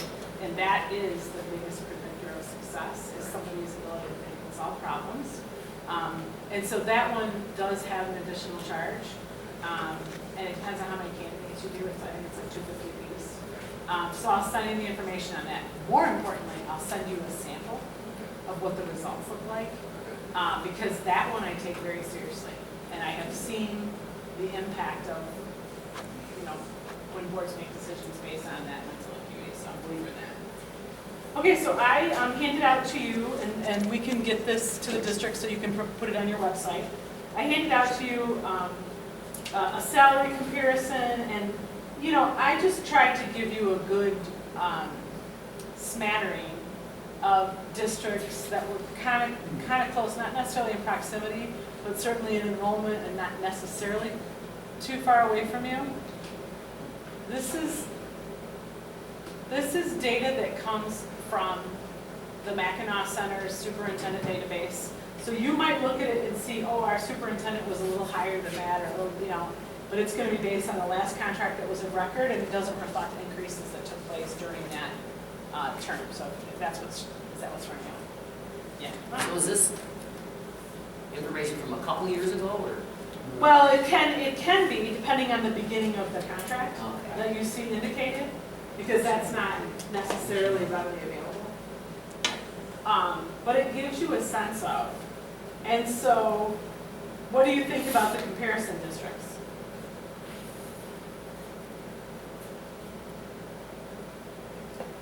They're all. Yeah, it's pretty close, yeah. Yeah. They're all. Is Adrian's not, is it? Enrollment's on here, it's the second to last column. Oh, yeah. Again, this would be enrollment as recorded when that contract year is recorded. So, I like to talk in terms of a base salary range, so not this total that you see in the first column. In this case, I like to just go public with the base salary range. They understand that additional benefits and compensation are going to be negotiated, but that's kind of like the context, because it gives them some sort of checkpoint. Obviously, this annuity column, that makes a big difference for some folks as well. And so, this last salary recorded, $141,960, that's probably not accurate. So talk to me about what it was. I'm just looking for ballpark. 156. Say that again? 156. So it had come up considerably. And so you actually need to go up. I mean, don't flatten my Clearly, tires. these numbers are not reflective of any inflation. Well, because those increases are built into the contract. So like I said, what were you going to say? I know Scott Gray and Celine makes more than that. Yeah, because he's farther in the contract than that, right? Yeah. And so have you talked amongst yourselves at all about kind of what kind of a range that you're looking at? I mean, when I say range, I'm thinking base salary, a span of something like 20 or 25,000. The low end of that is for somebody who has talent, but not necessarily the full experience. And the high end of that would be somebody who has both talent and experience. And so that high side is for somebody who's an experienced superintendent. And so you all gave me that look like, ooh, it might be important that we have an experienced superintendent. I suspect it is, unless somebody makes a very compelling case that they've got the chops for it. It happens, but I mean, they just would have to make a compelling case for that. And it's a commitment when you publish this. So in other words, people make decisions based on it. So if you get somebody that has talent and experience, you're not going to begin negotiations by lowballing them. That's not a plan. I'm not suggesting you give away the farm in your beginning conversation, but you want to be reasonably, in that window. Kevin, talk to me. I can tell you're thinking. What do you got? Got your number, Kevin. My thought is, really, that's one of the reasons we hired you guys, is to kind of give us you're doing this every day, you're seeing what's actually getting people in the door, so, what are your thoughts on it? You already said we need to go up, so. And here's the other factor is you can't compel residency in Michigan. It's not legal. You can club residency within 20 miles of the perimeter of the school district, but like, I drove here. And so you are compelling. I mean, in a way you are, just because you gotta be, you gotta come here. It's not like you're, driving by it on the way to somebody else, somewhere else. So you have to think about what it takes to get a location, unless, you happen to be fortunate enough to pull from somebody nearby. And so, understanding that you had some pretty serious concerns, I mean, I would say probably something like a range of, 155, 175, and then plan on some kind of annuity as well, because that's going to give you some flexibility. I mean, just the base salary? Just the base, 155 to, 175. That's because of, why? Because I mean, these other salaries aren't. Because those, you already pointed out, those are the beginning of those contract years. Okay, gotcha. So they're, Looking at the year range, some of those contracts have already expired 2 Yeah. years ago. yeah. And so it's like when they make them available. So you look at your own comparison that you made. You know the person's lean's making more, you know your former superintendent was making more, so some of that is an allowance for the years that changed. I think they want 55 and 175 is probably the range that we're getting that evening. Say that again? I was gonna call it 150 to 175, so that's John? probably. yeah, I about would right. back off a tad.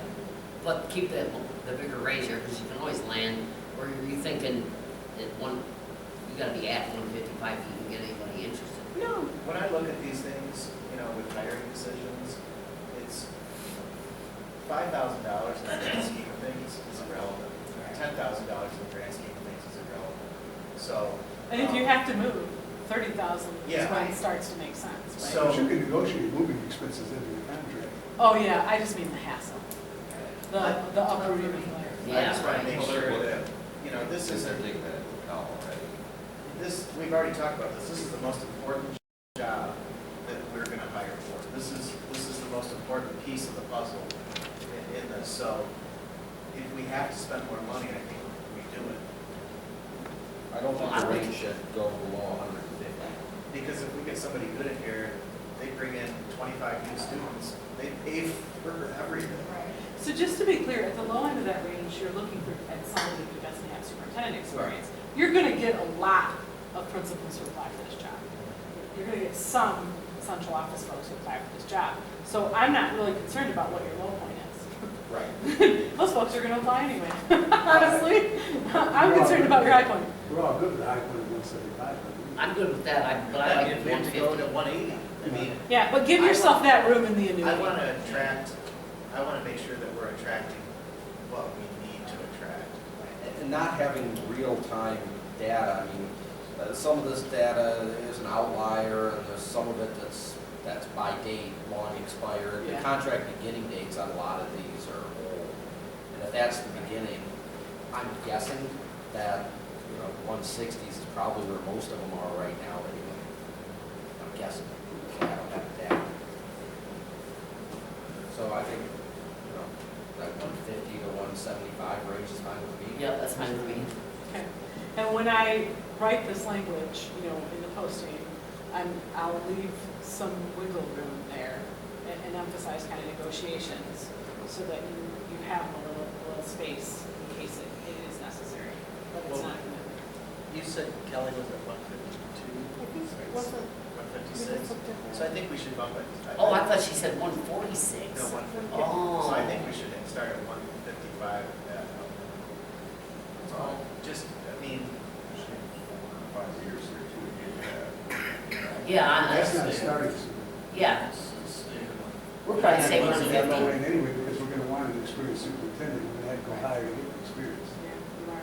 But we also, the 175 tells them where we're at, if we need to, we can negotiate higher to get what we need. Right, so what are you saying? You're okay with 150 to 175? I'm okay with 150 to 155 to 175. I think top is important. Yeah, me too. Okay. We'll publish 150 to 175 and emphasize that negotiation piece. So there's a little flexibility there. Okay, so we only have like another 45 minutes. Just kidding. I think we can call it good for the night. You guys have been really good at hanging in there. Thanks, Donna. Thank you, and so we'll follow up on calendar, so we get that down. All right, so that brings us to our only public comment portion tonight. And because the agenda is full tonight, everybody is limited to 3 minutes, so if you have to state, please go to the microphone and state your name. That microphone? Yes. Take this to the- Great. Hello. My name is Erin Hansen. I have just so you know about me, I have 4 children, 2 that have graduated a few years ago, and a new batch that is 7th grade and 5th graders. So I'm well vested into Tecumseh School District. I want to thank you for your commitment to the community. I really enjoyed the system that was implemented. My children are thriving with the flexibility of the classrooms and stuff, so I'm kind of excited to see what kind of changes you all are going to be implementing in the future that could positively affect my children.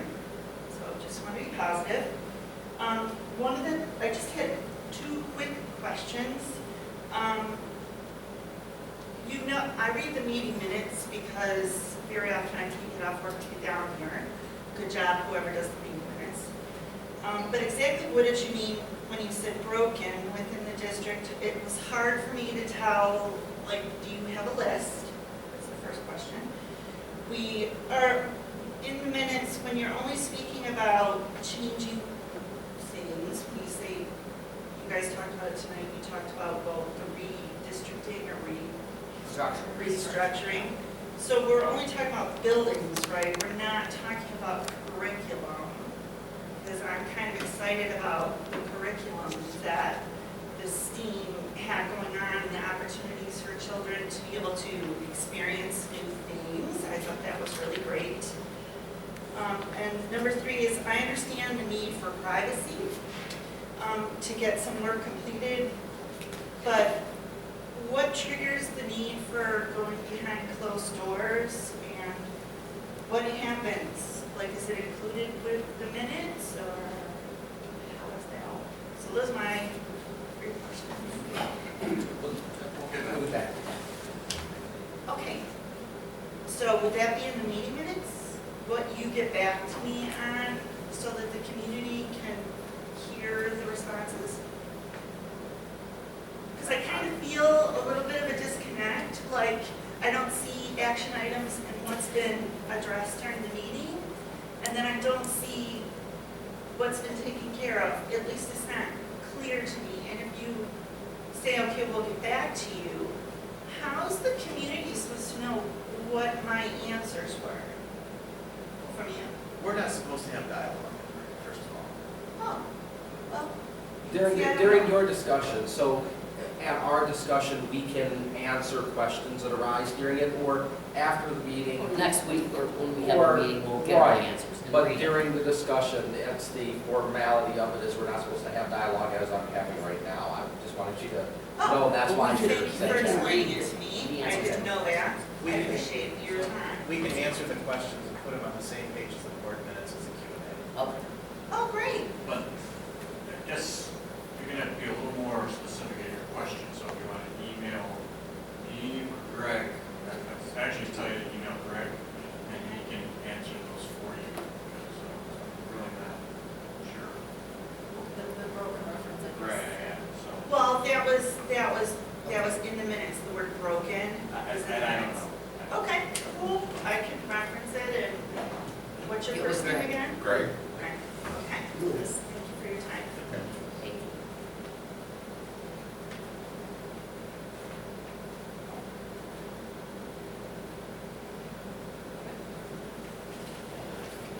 All right, let's move on. Board discussion. Any comments? I'm good. I'll say my comments for you. Thank you, Donna. Thank you, Greg. Thank you. Thank you. I will take this moment because I can answer one of your questions. You'll have to reference to Greg the exact minutes that the broker talked about. No problem. the closed meeting, there is a short list of things, mostly to do with personal information, confidential information, or contract negotiation information. Those are the reasons the law says we have to do it, and it's for privacy reasons. Oh, And those meeting minutes are sealed by law, and they can only be opened by a court order. So those aren't available for the public eye. So we go in there, we see the information, and if there's a debate or discussion about the information, we come back out here and do it ambiguously. You Kind can of look like- back in the minutes, and we had student discipline we had to deal with. We'll refer to the students as ABC, and it'll be very vague, but we'll have that discussion and take a vote out here if there's any action items from that meeting. Okay? thank you very much. I just wanted, I know we've talked about this several times, about getting either information or a newsletter or something out there. I think we need to put that together sooner rather than later. Only because in the last, I think 2 weeks, 3 weeks, there's been 2 articles put out by MLive that have a lot of misinformation in them. And I hate to be fire chasers, but I also think that the public needs to know the truth about what's actually going on. So, if we can do like a Q&A, maybe even have either the newsletter or a Q&A section on our board page where we can go and look at these things, and look at these issues that are out there, and some of the information that's being put out there, and if it's incorrect, we correct it so the public knows. But I think we need to have several outlets to that. I think we should be more react, no, I don't think we should be react. Definitely on our board page, but I think we should reach out to maybe the local papers and then our email blasts. So I think, there's different audiences that get their information different ways. People get their information here, they get it online, they get it through the paper, and then they get it, through the school email. So I think we just want to make sure that everybody that could potentially be getting this misinformation is getting